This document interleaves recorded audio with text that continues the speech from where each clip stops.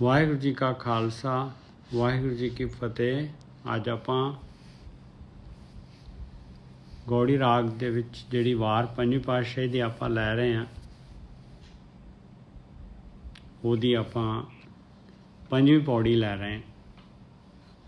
ਚਾਰ ਪੌੜੀਆਂ ਆਪਾਂ ਨੇ ਲਈਆਂ ਪਹਿਲਾਂ, ਤੇ ਪੰਜਵੀਂ ਪੌੜੀ ਉਸ ਤੋਂ ਪਹਿਲਾਂ ਸ਼ਲੋਕ, ਉਹ ਵੀ ਪੰਜਵੀਂ ਪਾਤਸ਼ਾਹੀ ਦੇ ਸ਼ਲੋਕ। श्लोक महला पंजवा।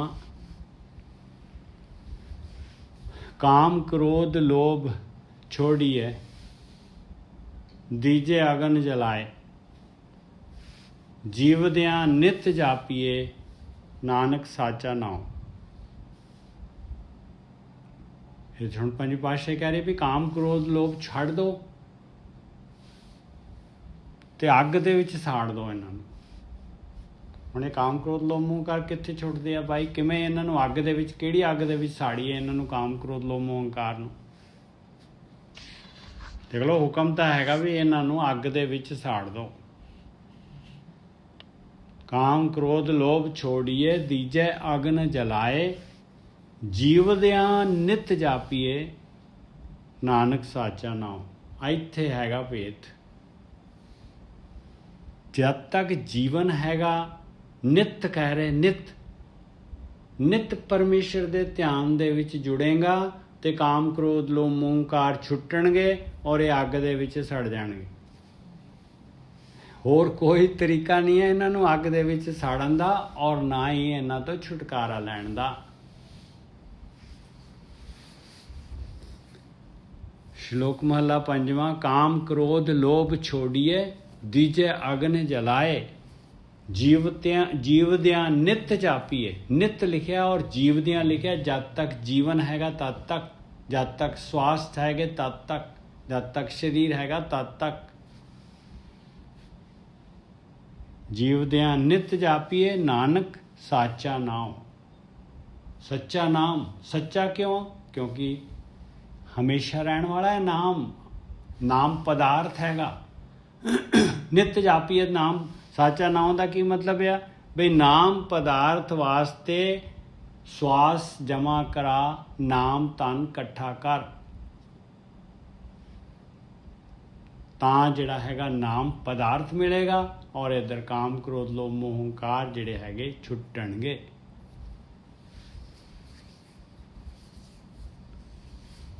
ਪੂਰਾ ਸ਼ਲੋਕ ਜਿਹੜਾ ਹੁੰਦਾ ਨਾ, ਸ਼ਲੋਕ ਦੇ ਵਿੱਚ ਜਿਹੜਾ ਹੈਗਾ, ਪੂਰੇ ਸ਼ਲੋਕ ਦੇ ਵਿੱਚ ਭਾਵ ਲੇਥੂ ਪੇਥੂ ਹੁੰਦਾ।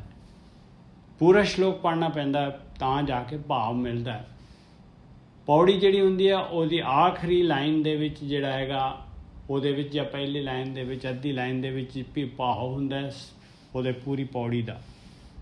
ਔਰ ਸ਼ਬਦ ਜਿਹੜਾ ਹੁੰਦਾ ਰਹਾਉ ਦੇ ਵਿੱਚ, ਉਹਦਾ ਪਹਿਲੇ ਬੰਦ ਦੇ ਵਿੱਚ ਜਾਂ ਰਹਾਉ ਦੇ ਵਿੱਚ ਉਹਦਾ ਜਿਹੜਾ ਹੈਗਾ ਸਾਰਾਂਸ਼ ਹੁੰਦਾ ਸ਼ਬਦ ਦਾ।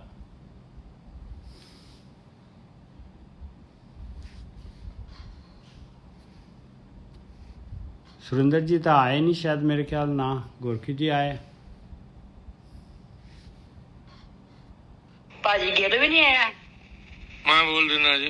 हाँ जी, हाँ जी, आओ वीर जी। हाँ जी संगत जी, वाहिगुरू जी का खालसा वाहिगुरू जी की फतेह। तो ਇਹਦੇ ਵਿੱਚ ਗੁਰੂ ਜੀ ਸਾਨੂੰ ਉਪਦੇਸ਼ ਦੇ ਰਹੇ ਆ ਸਾਡੇ ਜੀਵਨ ਵਾਸਤੇ ਕਿ ਜਿੰਨੇ ਵੀ ਵਿਕਾਰ ਹੈਗੇ ਇਸ ਨੂੰ ਛੱਡ ਦੇ, ਅਗਨੀ 'ਚ ਜਲਾ ਦੇ, ਮਤਲਬ ਖਤਮ ਕਰ ਦੇ, ਬਿਲਕੁਲ ਇਹਨਾਂ ਦਾ ਵਜੂਦ ਖਤਮ ਕਰ ਦੇ। ਤੋ ਇਹ ਕਿਵੇਂ ਖਤਮ ਹੋਣਗੇ? ਇਹ ਜਿਹੜੇ ਵਿਕਾਰ ਆ ਇਹ ਮਿਲਦੇ ਆ ਬਾਹਰੋਂ, ਸਰੀਰ ਦੇ ਬਾਹਰੋਂ, ਔਰ ਇਹਦੀ ਵਾਸ਼ਨਾ ਹੁੰਦੀ ਆ ਸਰੀਰ ਦੇ ਅੰਦਰ। ਇਹ ਬਾਹਰੋਂ ਕਿਵੇਂ ਮਿਲਦੇ ਆ ਕਿ ਜਦੋਂ ਸਾਡਾ ਧਿਆਨ ਬਾਹਰ ਜਾਂਦਾ ਗਾ, ਵਾਸ਼ਨਾ ਉੱਠਦੀ ਆ, ਵਾਸ਼ਨਾ ਨੂੰ ਪੂਰੀ ਕਰਨ ਵਾਸਤੇ ਅਸੀਂ ਬਾਹਰ ਜਾਂਦੇ ਆ। ਚੋਗਾ ਬਾਹਰ ਆ ਸਾਰਾ, ਇਹ ਇੱਥੋਂ ਬਾਹਰ ਜਾਂਦੇ ਆ। ਤੋ ਅਗਰ ਅਸੀਂ ਬਾਹਰ ਹੀ ਨਾ ਜਾਈਏ, ਮਨ ਨੂੰ ਮਤਲਬ ਬਾਹਰ ਜਾਣ ਦਾ ਠਾਕ ਰਹਾ ਹੈ। ਮੇਨ ਉਪਦੇਸ਼ ਵੀ ਇਹੀ ਆ ਕਿ ਤੁਹਾਡਾ ਮਨ ਹੈਗਾ ਜਿਹੜਾ, ਇਹਦਾ ਧਿਆਨ ਬਾਹਰ ਜਾਂਦਾ, ਬਾਹਰ ਨਾਲ ਹੀ ਸਾਰੇ ਜਿਹੜਾ ਤੁਹਾਡਾ ਜੀਵਨ ਖਰਾਬ ਹੁੰਦਾ ਗਾ। ਤੋ ਇਸ ਕਰਕੇ ਗੁਰੂ ਜੀ ਉਪਦੇਸ਼ ਦੇ ਰਹੇ ਆ ਕਿ ਆਪਦੇ ਮਨ ਨੂੰ ਬਾਹਰ ਨਾ ਜਾਣ ਦੇ, ਅੰਦਰ ਰਹਿ, ਕਿਉਂਕਿ ਅੰਮ੍ਰਿਤ ਸਾਡੇ ਅੰਦਰ ਆ, ਬਕਾਰ ਬਾਹਰ ਆ, ਚੋਗਾ ਬਾਹਰ ਆ। ਤੇ ਅੰਦਰ ਫਿਰ ਅਸੀਂ ਕਿਵੇਂ ਰੱਖਾਂਗੇ? ਅੰਦਰ ਜੋ ਸਾਡਾ ਧਿਆਨ ਬਾਹਰ ਜਾ ਰਿਹਾ ਹੈ, ਇਹਨੂੰ ਕਿਸੇ ਤਰੀਕੇ ਨਾਲ ਅਸੀਂ ਅੰਦਰ ਰੱਖਣਾਗਾ। ਸੋ ਅੰਦਰ ਰੱਖਣ ਵਾਸਤੇ ਗੁਰੂ ਜੀ ਦੱਸ ਰਹੇ ਆ ਕਿ ਜੀਵਦਿਆਂ ਨਿਤ ਜਾਪੀਏ ਨਾਨਕ ਸਾਚਾ ਨਾਉ। ਸੋ ਪ੍ਰਮਾਤਮਾ ਦਾ ਨਾਮ ਸਾਰੀ ਜ਼ਿੰਦਗੀ ਅੱਠੇ ਪੈਰ 24 ਘੰਟੇ ਮਤਲਬ ਤੁਸੀਂ ਉਹਨੂੰ ਯਾਦ ਰੱਖਣਾ। ਉਹਦਾ ਜੋ ਧਿਆਨ ਹੈਗਾ ਉਹ ਪ੍ਰਮਾਤਮਾ ਵਿੱਚ ਰੱਖਣਾਗਾ।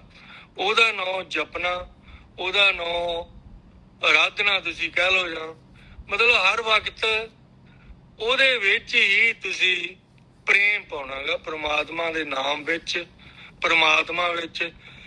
ਤੇ ਪ੍ਰਮਾਤਮਾ ਨੇ ਜਿਹੜੀ ਮਾਇਆ ਬਣਾਈ ਆ ਉਹ ਬਾਹਰ ਆ, ਉਧਰ ਧਿਆਨ ਨਹੀਂ ਜਾਣ ਦੇਣਾ। ਸੋ ਗੁਰੂ ਜੀ ਇਹੀ ਉਪਦੇਸ਼ ਦੇ ਰਹੇ ਆ ਵੀ ਤੇਰਾ ਜੋ ਜੀਵਨ, ਅਸਲੀ ਜੀਵਨ ਅੰਦਰ ਆ, ਬਾਹਰ ਜਿਹੜਾ ਨਰਕ ਆ, ਬਾਹਰ ਤੈਨੂੰ ਛੱਡ ਕੇ ਅੰਦਰ ਧਿਆਨ ਦੇਣਾ ਪਊ। ਉਹ ਮੇਨ ਸਾਰੀ ਪ੍ਰੋਬਲਮ ਸਾਡੀ ਧਿਆਨ ਦੀ ਹੈ।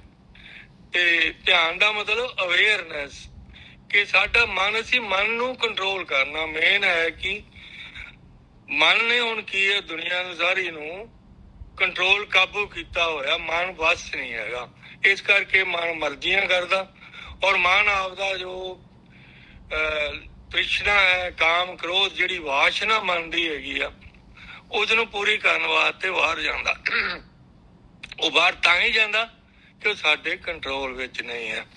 ਅਗਰ ਅਸੀਂ ਮਤਲਬ ਆਤਮਾ ਰੂਪ ਹੈਗੇ ਆ, ਅਗਰ ਅਸੀਂ ਵੈਸੇ ਮਨ ਨਾਲੋਂ ਅਸੀਂ ਤਕੜੇ ਆ, ਸਾਨੂੰ ਪਹਿਲਾ ਉਪਦੇਸ਼ ਵੀ ਸਾਡੇ ਅੰਦਰੋਂ ਹੀ ਆਉਂਦਾ ਗਾ। ਅਸੀਂ ਮਨ ਤੇ ਅਗਰ ਨਿਗਰਾਨੀ ਰੱਖੀਏ, ਕੰਟਰੋਲ ਰੱਖੀਏ, ਅਵੇਅਰ ਰਹੀਏ, ਸੋਈਏ ਨਾ। ਅਸੀਂ ਕੀ ਹੈ, ਅਸੀਂ ਇਸ ਮਾਇਆ ਦੇ ਵਿੱਚ ਅਸੀਂ ਸੁੱਤੇ ਪਏ ਆ, ਸਾਨੂੰ ਪਤਾ ਨਹੀਂ ਲੱਗਦਾ ਗਾ। ਉਹ ਫਿਰ ਸਾਰੇ ਉਹ ਚੋਰੀ ਕਰਕੇ ਲੈ ਜਾਂਦੇ ਆ ਸਾਡਾ। ਅਗਰ ਅਸੀਂ ਅਵੇਅਰ ਰਹੀਏ, ਅੱਖਾਂ ਖੁੱਲੀਆਂ ਨਾ, ਜਿਵੇਂ ਕਹਿੰਦੇ ਹੁੰਦੇ ਆ, ਕੰਨ ਖੋਲੇ ਰੱਖ ਕੇ ਮਨ ਤੇ ਕੰਟਰੋਲ ਰੱਖੀਏ ਵੀ ਇਹਨੂੰ ਬਾਹਰ ਨਹੀਂ ਜਾਣ ਦੇਣਾ। ਅਗਰ ਕਦੇ ਵੀ ਕੋਸ਼ਿਸ਼ ਕਰਦਾ, ਅਗਰ ਅਸੀਂ ਥੋੜੇ ਜਿਹੇ ਅਵੇਅਰ ਹੋਈਏ, ਬਾਹਰ ਕਿਵੇਂ ਮਨ ਜਾਊਗਾ? ਪਹਿਲਾਂ ਵਿਚਾਰ ਲਊਗਾ, ਇੱਕ ਵਿਚਾਰ ਲੈ ਕੇ ਫਿਰ ਉਸ ਨੂੰ, ਵਿਚਾਰ ਦੀ ਜਿਹੜੀ ਕਾਮਨਾ ਦੀ ਵਿਚਾਰ ਆ, ਉਸ ਨੂੰ ਕਾਮਨਾ ਨੂੰ ਪੂਰੀ ਕਰਨ ਦਾ ਪਲੈਨਿੰਗ ਬਣਾਊਗਾ। ਉਹ ਪਲੈਨਿੰਗ ਬਣਾਉਂਦਾ ਉਹਦੇ ਵਿੱਚ ਹੀ ਉਹ ਸੌ ਜਾਂਦਾ। ਤੇ ਅਗਰ ਅਸੀਂ ਮਨ ਨੂੰ ਅਵੇਅਰ ਹੋਈਏ, ਅਸੀਂ ਧਿਆਨ ਰੱਖੀਏ ਮਨ ਦਾ, ਤੇ ਪਹਿਲਾਂ ਹੀ ਉਸ ਨੂੰ ਅਸੀਂ ਉੱਥੇ ਵਿਚਾਰ ਨੂੰ, ਉਸ ਨੂੰ ਖਤਮ ਕਰ ਦਈਏ ਔਰ ਅੰਦਰ ਲੈ ਲਈਏ। ਵਿਚਾਰ ਕਦੇ ਕਦੇ ਆਉਣਗੇ, ਮਨ ਮਤਲਬ ਬਹੁਤ ਪ੍ਰਬਲ ਹੈ, ਲੇਕਿਨ ਅਸੀਂ ਅਗਰ ਅਵੇਅਰ ਹੋਈਏ, ਧਿਆਨ ਰੱਖੀਏ, ਤੇ ਅਸੀਂ ਮਨ ਦੇ ਉੱਤੇ ਕੰਟਰੋਲ ਕਰ ਸਕਦੇ ਹਾਂ, ਹੌਲੀ ਹੌਲੀ ਹੌਲੀ ਹੌਲੀ। ਕਿਉਂਕਿ ਲੰਬਾ ਟਾਈਮ, ਲੱਖਾਂ ਜਨਮਾਂ ਤੋਂ ਮਨ ਜਿਹੜਾ ਹੈਗਾ ਉਹਨੂੰ ਪਾਲ ਕੇ ਅਸੀਂ ਹਾਥੀ ਬਣਾਇਆ ਹੋਇਆ। ਇਹ ਹੌਲੀ ਹੌਲੀ ਅਸੀਂ ਇਸ ਨੂੰ ਕੰਟਰੋਲ ਕਰ ਸਕਦੇ ਹਾਂ ਅਗਰ ਅਸੀਂ ਧਿਆਨ ਰੱਖੀਏ ਮਨ ਦੇ ਵਿੱਚ, ਮਨ ਕੀ ਕਰ ਰਿਹਾ, ਕਿਹੜਾ ਵਿਚਾਰ ਲੈ ਰਿਹਾ, ਉਸੇ ਵੇਲੇ ਹੀ ਉਸ ਨੂੰ ਸਮਾਪਤ ਕਰ ਦਈਏ ਔਰ ਪ੍ਰਭੂ ਦੇ ਨਾਮ ਵੱਲ, ਪ੍ਰਭੂ ਦੀ ਯਾਦ ਵਿੱਚ ਪ੍ਰਭੂ ਦੇ ਗੁਣ ਗਾਉਣ ਲੱਗ ਜਾਈਏ। ਫਿਰ ਅਸੀਂ ਹੌਲੀ ਹੌਲੀ ਹੌਲੀ ਕਰਕੇ ਇਹ ਸਾਰੇ ਜਿਹੜੇ ਵੀ ਕਾਮ ਕ੍ਰੋਧ ਲੋਭ ਆ, ਇਹਨਾਂ ਨੂੰ ਅਸੀਂ ਭਸਮ ਕਰ ਦਿਆਂਗੇ, ਜਲਾ ਦਿਆਂਗੇ, ਖਤਮ ਕਰ ਦਿਆਂਗੇ। ਹਾਂਜੀ ਵੀਰ ਜੀ। ਅਗਲਾ ਸ਼ਲੋਕ ਆ ਗਿਆ, ਮਹਲਾ ਪੰਜਵਾਂ। ਸਿਮਰਤ ਸਿਮਰਤ ਪ੍ਰਭ ਆਪਣਾ, ਸਭ ਫਲ ਪਾਏ ਆਹੇ। ਦੇਖ ਲਓ, ਕਹਿੰਦੇ ਧਿਆਨ ਸਿਮਰਨ ਦੇ ਨਾਲ, ਪਰਮਾਤਮਾ ਨੂੰ ਸਮਰਨ ਕਰਨ ਦੇ ਨਾਲ, ਮਾਲਕ ਨੂੰ ਯਾਦ ਕਰਨ ਦੇ ਨਾਲ, ਆਤਮਾ ਨੂੰ ਯਾਦ ਕਰਨ ਦੇ ਨਾਲ, ਆਤਮਾ ਵੱਲ ਨੂੰ ਗਤੀ ਕਰਨ ਦੇ ਨਾਲ, ਮਨ ਨੂੰ ਖੜਾ ਕਰਨ ਦੇ ਨਾਲ ਸਭ ਫਲ ਪਾਏ ਆਹੇ। ਕਹਿੰਦੇ ਸਾਰੇ ਫਲ ਪ੍ਰਾਪਤ ਹੋ ਜਾਂਦੇ ਆ। ਕਾਮ ਕ੍ਰੋਧ ਲੋਭ ਮੋਹ ਹੰਕਾਰ ਜਿਵੇਂ ਵੀ ਛੁੱਟ ਜਾਂਦੇ ਆ, ਅੱਗ 'ਚ ਸੜ ਜਾਂਦੇ ਆ। ਨਾਨਕ ਨਾਮ ਆਰਾਧਿਆਂ ਗੁਰ ਪੂਰੇ ਦੀਆ ਮਿਲਾਏ। ਔਰ ਦੇਖੋ, ਪੂਰੇ ਗੁਰੂ ਨੇ ਕੀ ਕੀਤਾ? ਪਰਮਾਤਮਾ ਦੇ ਨਾਲ ਮਿਲਾ ਦਿੱਤਾ। ਪਹਿਲਾਂ ਕਿਰਨ ਆਤਮਾ ਦੇ ਨਾਲ ਮਿਲਾਇਆ, ਹਿਰਦਾ ਕਮਲ ਸਿੱਧਾ ਹੋਇਆ, ਤੇ ਅੰਦਰ ਜਿਹੜੀ ਹੈਗੀ ਪ੍ਰਕਾਸ਼ ਦੀ ਜਿਹੜੀ ਹੈ ਆਤਮਾ ਦੀ ਕਿਰਨ ਆ ਗਈ। ਔਰ ਫਿਰ ਜਿਹੜਾ ਹੈਗਾ ਆਤਮ ਤਲ ਤੇ ਜਿਹੜਾ ਹੈਗਾ ਜੀਵਨ, ਉਸ ਤੋਂ ਬਾਅਦ ਫਿਰ ਉਹ ਕਿਰਨ ਜਿਹੜੀ ਉਹ ਸੂਰਜ ਦੇ ਨਾਲ ਮਿਲ ਗਈ, ਪਰਮਾਤਮਾ ਦੇ ਨਾਲ। ਇਸ ਤਰ੍ਹਾਂ ਜਿਹੜਾ ਹੈਗਾ ਪੂਰਾ ਗੁਰੂ ਜਿਹੜਾ ਹੈਗਾ ਜੀਵਨ ਸਫਲ ਯਾਤਰਾ ਕਰਵਾ ਦਿੰਦੇ ਮਨੁੱਖੀ ਜੀਵਨ ਦੇ ਵਿੱਚ। ਹਾਂਜੀ ਵੀਰ ਜੀ।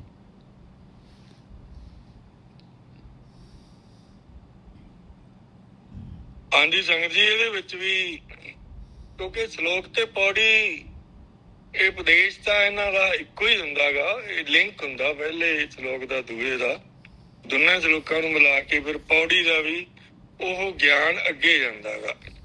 ਜਿਵੇਂ ਪਹਿਲਾਂ ਦੱਸਿਆ ਸੀ ਕਿ ਪਰਪਸ ਕੀ ਹੈ ਸਾਡਾ, ਜਿਹੜੇ ਸਾਡੇ ਵਿਸ਼ੇ ਕਾਮ ਵਿਸ਼ੇ ਆ ਜਿਨ੍ਹਾਂ ਚ ਮਨ ਗ੍ਰਸਤ ਹੁੰਦਾ ਗਾ, ਉਹਨਾਂ ਨੂੰ ਖਤਮ ਕਰਨਾ। ਤੋਂ ਪਹਿਲਾਂ ਦੱਸਿਆ ਸੀ ਕਿ ਪ੍ਰਭੂ ਦਾ ਨਾਮ ਜਪ ਕੇ ਧਿਆ ਕੇ, ਇਸੇ ਨੂੰ ਹੀ ਇਹਦੇ ਨਾਲ ਕੀ ਮਿਲੂਗਾ, ਫਿਰ ਸਾਡਾ ਜੋ ਜ਼ਿੰਦਗੀ ਦਾ ਪਰਪਸ ਕੀ ਹੈ, ਅਸੀਂ ਜਿੱਥੋਂ ਆਏ ਸੀ ਪ੍ਰਭੂ ਦੇ ਘਰ ਤੋਂ, ਆਪਣੇ ਨਿਜ ਘਰ ਤੋਂ, ਅਸੀਂ ਉੱਥੇ ਜਾਣਾ। ਅਸੀਂ ਹੁਣ ਚੱਲ ਰਹੇ ਹਾਂ, ਮਨ ਚੱਲ ਰਿਹਾ ਹੈਗਾ, ਅਸੀਂ ਇਸ ਨੂੰ ਕਿਉਂਕਿ ਪ੍ਰਭੂ ਸਥਿਰ ਆ, ਅਸੀਂ ਸਥਿਰ ਹੋਣਾ। ਸਾਡਾ ਪਰਪਸ ਇਹ ਹੈ ਕਿ ਮਨ ਨੂੰ ਸਥਿਰ ਕਰਨਾ। ਉਹ ਕਿਸ ਤਰ੍ਹਾਂ ਕਰਨਾ? ਉਹ ਗੁਰੂ ਜੀ ਕਹਿ ਰਹੇ ਆ ਕਿ ਸਿਮਰਤ ਸਿਮਰ ਪ੍ਰਭ ਆਪਣਾ ਸਫਲ ਪਾਏ। ਤੋ ਇਹ ਬਾਰ-ਬਾਰ ਹੀ ਉਪਦੇਸ਼ ਹੈ, ਸਿਮਰੋ ਸਿਮਰ ਸਿਮਰ ਪ੍ਰਭ ਆਪਣਾ, ਸਿਮਰੋ ਸਿਮਰ ਸਿਮਰ। ਇਸ ਵੀ ਹਰ ਵਕਤ ਸਿਮਰਦੇ ਰਹੋ, ਸਿਮਰਦੇ ਰਹੋ, ਸਿਮਰਦੇ ਰਹੋ। ਤੋ ਇਹਦੇ ਨਾਲ ਹੀ ਸਭ ਫਲ ਪਾਏ ਆ। ਹੁਣ ਬਾਹਰ ਜਿਹੜੇ ਅਸੀਂ ਸਾਨੂੰ ਫਲ ਹੈਗੇ ਆ, ਉਹ ਬਹੁਤ ਥੋੜੇ ਸਮੇਂ ਦੇ ਫਲ ਹੈਗੇ ਆ, ਤੇ ਨਹੀਂ ਉਹ ਜ਼ਹਿਰ ਹੀ ਆ। ਬਾਣੀ ਨੇ ਬਾਹਰ ਇਹ ਸਭ ਕਾਸੇ ਨੂੰ ਜ਼ਹਿਰ ਕਿਹਾ, ਅੰਦਰ ਅੰਮ੍ਰਿਤ ਕਿਹਾ। ਸੋ ਇੱਕੋ ਹੀ ਤਰੀਕਾ ਹੈ ਕਿ ਉਹਨੂੰ ਸਿਮਰਨ ਨਾਲ, ਪ੍ਰਭੂ ਦੀ ਯਾਦ ਨੂੰ, ਪ੍ਰਭੂ ਵੱਲ ਧਿਆਨ ਬਦਲੋ ਰੱਖਣ ਨਾਲ, ਉਹਦੀ ਯਾਦ ਰੱਖਣ ਨਾਲ, ਜਾਣੀ ਮਨ ਦੇ ਵਿੱਚ ਜੋ ਸਾਡੇ ਮੋਹ ਦੇ ਕਰਕੇ ਅਸੀਂ ਬਾਹਰ ਜਾਂਦੇ ਹਾਂ, ਲੋਭ ਦੇ ਕਰਕੇ ਬਾਹਰ ਜਾਂਦੇ ਹਾਂ, ਅੰਦਰ ਅਸੀਂ ਪ੍ਰੇਮ ਦੇ ਕਰਕੇ ਜਾਵਾਂਗੇ, ਲਿਵ ਦੇ ਕਰਕੇ ਜਾਵਾਂਗੇ। ਯਾਨੀ ਸਾਡੀ ਲਿਵ ਲੱਗਣੀ ਚਾਹੀਦੀ ਹੈ, ਪ੍ਰੇਮ ਪੈਦਾ ਹੋਣਾ ਚਾਹੀਦਾ, ਮਨ 'ਚ ਪਿਆਸ ਪੈਦਾ ਹੋਣੀ ਚਾਹੀਦੀ ਆ, ਤੜਫ ਹੋਣੀ ਚਾਹੀਦੀ ਆ। ਉਹ ਤੜਫ ਕਿਉਂ? ਕਿ ਅਗਰ ਅਸੀਂ ਸਾਡਾ ਗੋਲ ਸਾਨੂੰ ਯਾਦ ਹੋਵੇ ਕਿ ਅਸੀਂ ਪ੍ਰਭੂ ਦੇ ਨਾਲ ਮਿਲਣਾ, ਮਿਲ ਕੇ ਅਸੀਂ ਜਨਮ ਮਰਨ ਦਾ ਜੋ ਦੁੱਖ ਹੈਗਾ ਇਹਦੇ 'ਚੋਂ ਬਾਹਰ ਜਾਣਾ, ਸਭ ਤੋਂ ਪਹਿਲਾਂ ਤਾਂ ਸਾਨੂੰ ਆਪਣੀ ਬਿਮਾਰੀ ਪਛਾਣਨੀ ਪਊਗੀ। ਹੁਣ ਜਿਹੜੇ ਬੰਦੇ ਕਾਮ ਕ੍ਰੋਧ ਲੋਭ ਮੋਹ ਚਾਮ ਜਿਵੇਂ ਦੁਨੀਆ ਲੱਗੀ ਹੋਈ ਆ, ਹੁਣ ਅਗਰ ਜਿਹੜੇ ਉਹਦੇ ਵਿੱਚ ਹੀ ਖੁਸ਼ ਹੈਗੇ ਆ, ਸਾਨੂੰ ਕਹਿੰਦੇ ਵਧੀਆ ਲੱਗਦਾ ਹੈਗਾ, ਹਾਲਾਂਕਿ ਉਹਨਾਂ ਨੂੰ ਪਤਾ ਨਹੀਂ ਹੈ ਦੁੱਖ ਤੇ ਬਹੁਤ ਮਿਲਦੇ ਹੈਗੇ ਆ, ਲੇਕਿਨ ਉਹ ਫਿਰ ਵੀ ਉਸ ਨੂੰ ਉਹ ਠੀਕ ਹੀ ਸਮਝਦੇ ਆ। ਉਹਨਾਂ ਵਾਸਤੇ ਉਪਦੇਸ਼ ਨਹੀਂ ਹੈਗਾ ਇਹ ਹੈਗਾ ਕਿ ਜਿਹੜੇ ਅੰਦਰ ਜਾਣਾ ਚਾਹੁੰਦੇ ਆ ਉਹਨਾਂ ਵਾਸਤੇ ਆ ਕਿ ਤੁਸੀਂ ਆਪਣੇ ਜਿਹੜੇ ਵਿਕਾਰ ਆ, ਵੇਖਾ ਇਸ ਨੂੰ ਕਿਵੇਂ ਮਾਰਨਾ, ਉਹਨਾਂ ਵਾਸਤੇ ਉਪਦੇਸ਼ ਆ ਵੀ ਤੁਸੀਂ ਉਹਨੂੰ ਯਾਦ ਕਰੋ, ਫੇਰ ਤੁਹਾਨੂੰ ਸਾਰੇ ਹੀ ਫਲ ਮਿਲ ਜਾਣਗੇ। ਨਾਨਕ ਨਾਮ ਰਾਜਾ ਗੁਰਪੂਰੇ ਦੀਆ ਮਿਲਾਏ। ਸਭ ਫਲ ਕਿਵੇਂ ਮਿਲ ਜਾਣਗੇ? ਪਹਿਲਾਂ ਅਸੀਂ ਸਤਿਗੁਰੂ ਦੀ ਸੇਵਾ ਕਰਕੇ ਸਤਿਗੁਰੂ ਦੀ ਸੰਗਤ ਕਰਨੀ ਆ। ਸਤਿਗੁਰੂ ਦੀ ਸੰਗਤ ਜਾਂ ਜੀਵਤ ਗੁਰੂ ਦੀ ਸੰਗਤ ਕਰੀਏ, ਪਹਿਲਾਂ ਫਿਜ਼ੀਕਲ, ਫਿਰ ਅੰਦਰੂਨੀ ਆਤਮਿਕ ਸੰਗਤ, ਜਾਂ ਫਿਰ ਅਸੀਂ ਜਿਹੜਾ ਗਿਆਨ ਦਿੱਤਾ, ਉਹਨਾਂ ਨੇ ਗਿਆਨ ਨਹੀਂ ਦੇਣਾ, ਜੀਵਤ ਗੁਰੂ ਨੇ ਵੀ ਗਿਆਨ ਨਹੀਂ ਦੇਣਾਗਾ।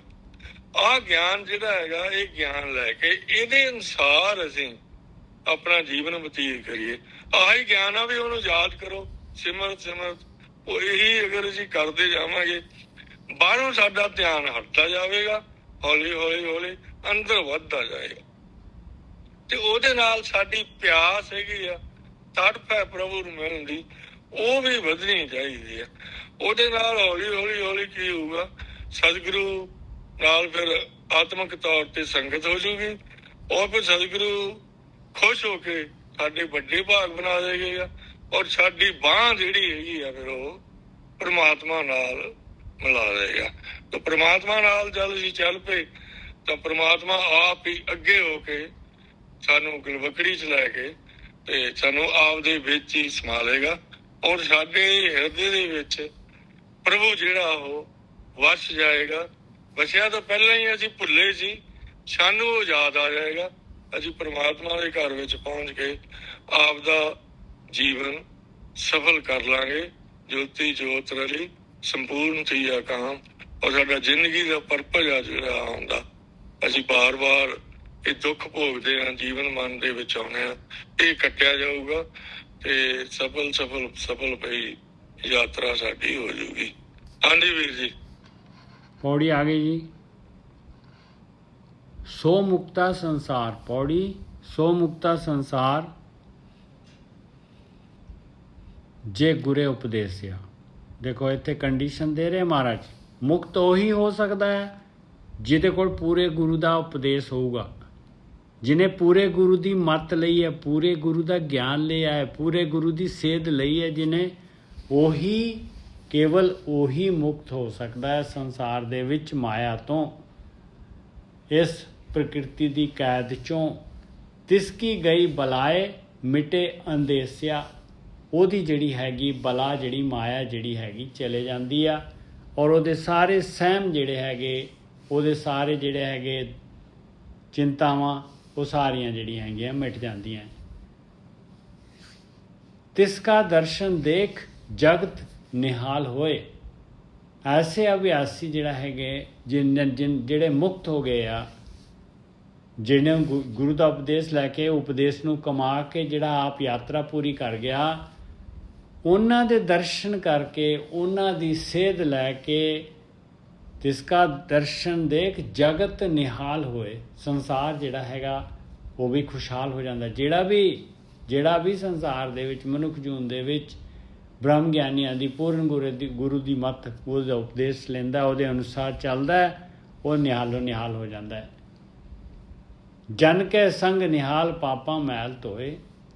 ਐਸੇ ਅਭਿਆਸੀ ਦੇ ਨਾਲ ਜਿਹੜਾ ਹੈਗਾ, ਉਹਦੀ ਸੰਗਤ ਕਰਕੇ ਜਿਹੜਾ ਜੀਵਨ ਦੇ ਵਿੱਚ ਖੁਸ਼ੀ ਆਉਂਦੀ ਆ, ਔਰ ਸਾਰੇ ਦੇ ਸਾਰੇ ਪਾਪਾਂ ਦੀ ਮੈਲ ਜਿਹੜੀ ਹੈਗੀ ਆ ਉਹ ਧੋਤੀ ਜਾਂਦੀ ਹੈ। ਅੰਮ੍ਰਿਤ ਸਾਚਾ ਨਾਮ ਉੱਥੇ ਜਾਪੀਏ, ਅੰਮ੍ਰਿਤ ਸਾਚਾ ਨਾਮ ਉੱਥੇ ਜਾਪੀਏ, ਮਨ ਕੋ ਹੋਏ ਸੰਤੋਖ ਭੁੱਖਾ ਤਰਾਪੀਏ। ਗੁਰਕੀ ਜੀ ਆ ਗਏ। ਵਾਹਿਗੁਰੂ ਜੀ ਕਾ ਖਾਲਸਾ, ਵਾਹਿਗੁਰੂ ਜੀ ਕੀ ਫਤਿਹ ਜੀ। ਵਾਹਿਗੁਰੂ ਜੀ ਕਾ ਖਾਲਸਾ, ਵਾਹਿਗੁਰੂ ਜੀ ਕੀ ਫਤਿਹ। ਮੇਰੀ ਡਿਊਟੀ ਬੜੀ ਲੰਮੀ ਹੋ ਗਈ ਅੱਜ। ਕੋਈ ਨਹੀਂ ਗੁਰਕੀ ਕੋਈ ਸਾਹਿਬ, ਨਹੀਂ, ਆਪ ਕੰਟੀਨਿਊ ਕਰੋ, ਮੈਂ ਸੁਣ ਰਿਹਾ ਸਰ। ਹਾਂ, ਪਹਿਲਾਂ ਤਾਂ ਜਿਹੜਾ ਨਾ ਹੁਣ ਦੱਸੋ ਵੀ ਸਾਡਾ ਸ਼ੋਰ ਆ ਰਿਹਾ ਤੁਹਾਨੂੰ? ਨਹੀਂ ਕੋਈ ਸ਼ੋਰ ਨਹੀਂ ਆ ਰਿਹਾ, ਬਿਲਕੁਲ ਲਾਊਡ ਐਂਡ ਕਲੀਅਰ। ਉਹ ਮੈਂ ਫੋਨ ਬਦਲਤਾ ਹੈ। Very good.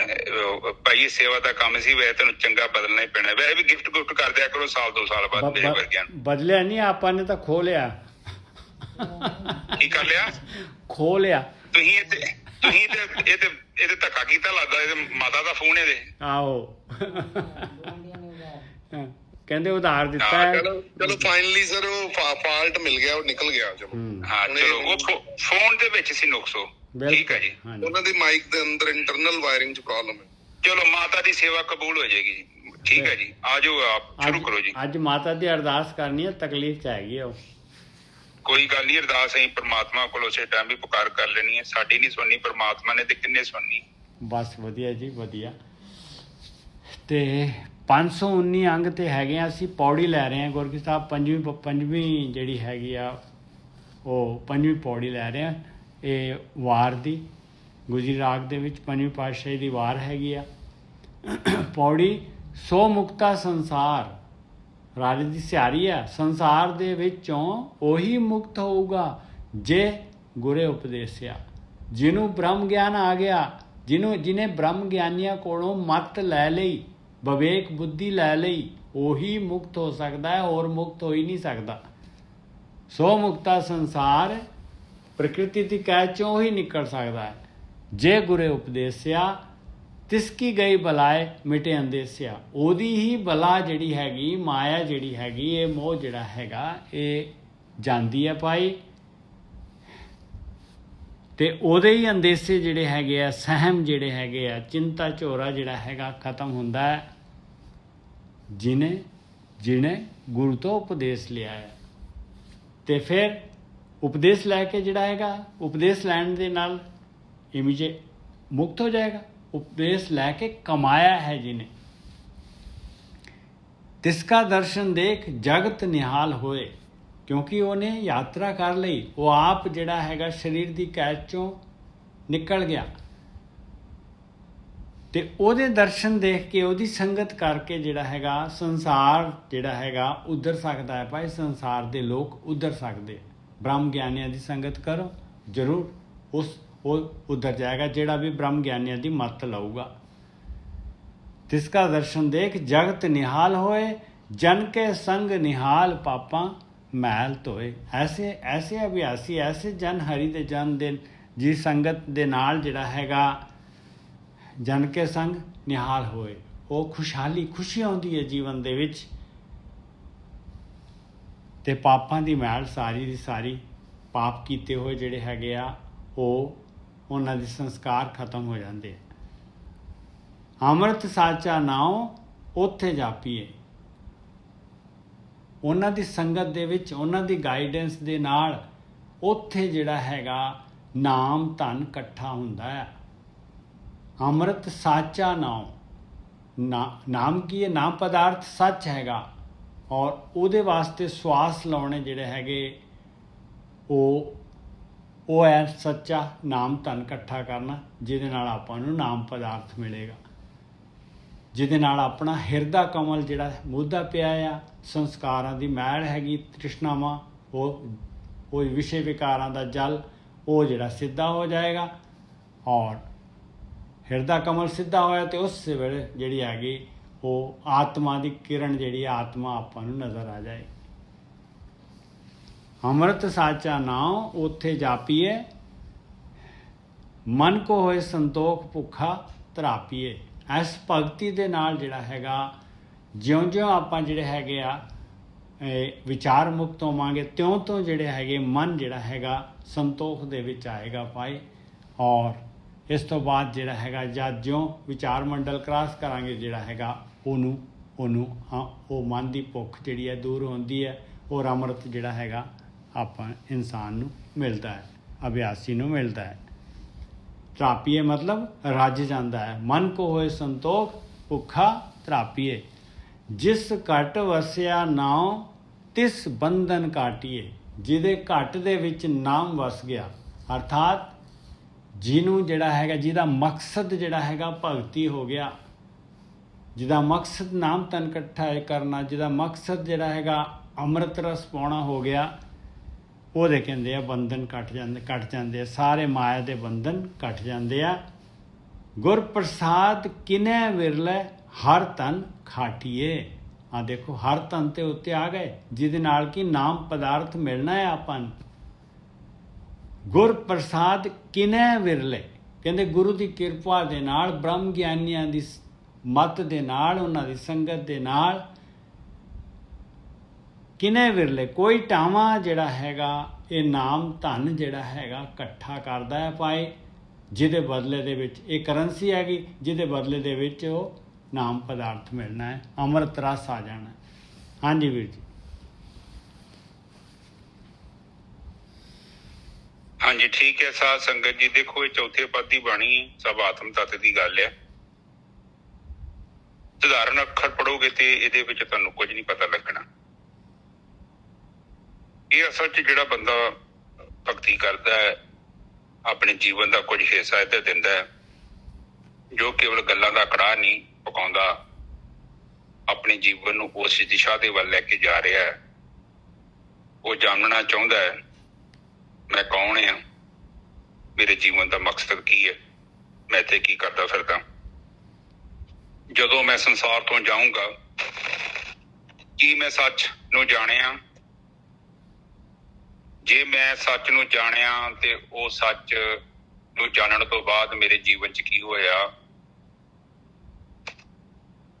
ਇਹ ਸੱਚ ਕੀ ਹੈ, ਇਹ ਪ੍ਰਕਿਰਤੀ ਕਿਉਂ ਬਣੀ ਤੇ ਮਾਇਆ ਦੀ ਰਚਨਾ ਕਿਉਂ ਕੀਤੀ ਗਈ, ਇੱਥੇ ਲੋਕ ਕੀ ਕਰਦੇ ਫਿਰਦੇ ਆ, ਇਹ ਸ੍ਰਿਸ਼ਟੀ ਦੀ ਰਚਨਾ ਕਿਉਂ ਹੋਈ, ਕੀ ਹੈ ਇਹਦੇ ਮਗਰ ਕਾਰਨ, ਅਸੀਂ ਕਿਸ ਲਈ ਆਏ ਆ।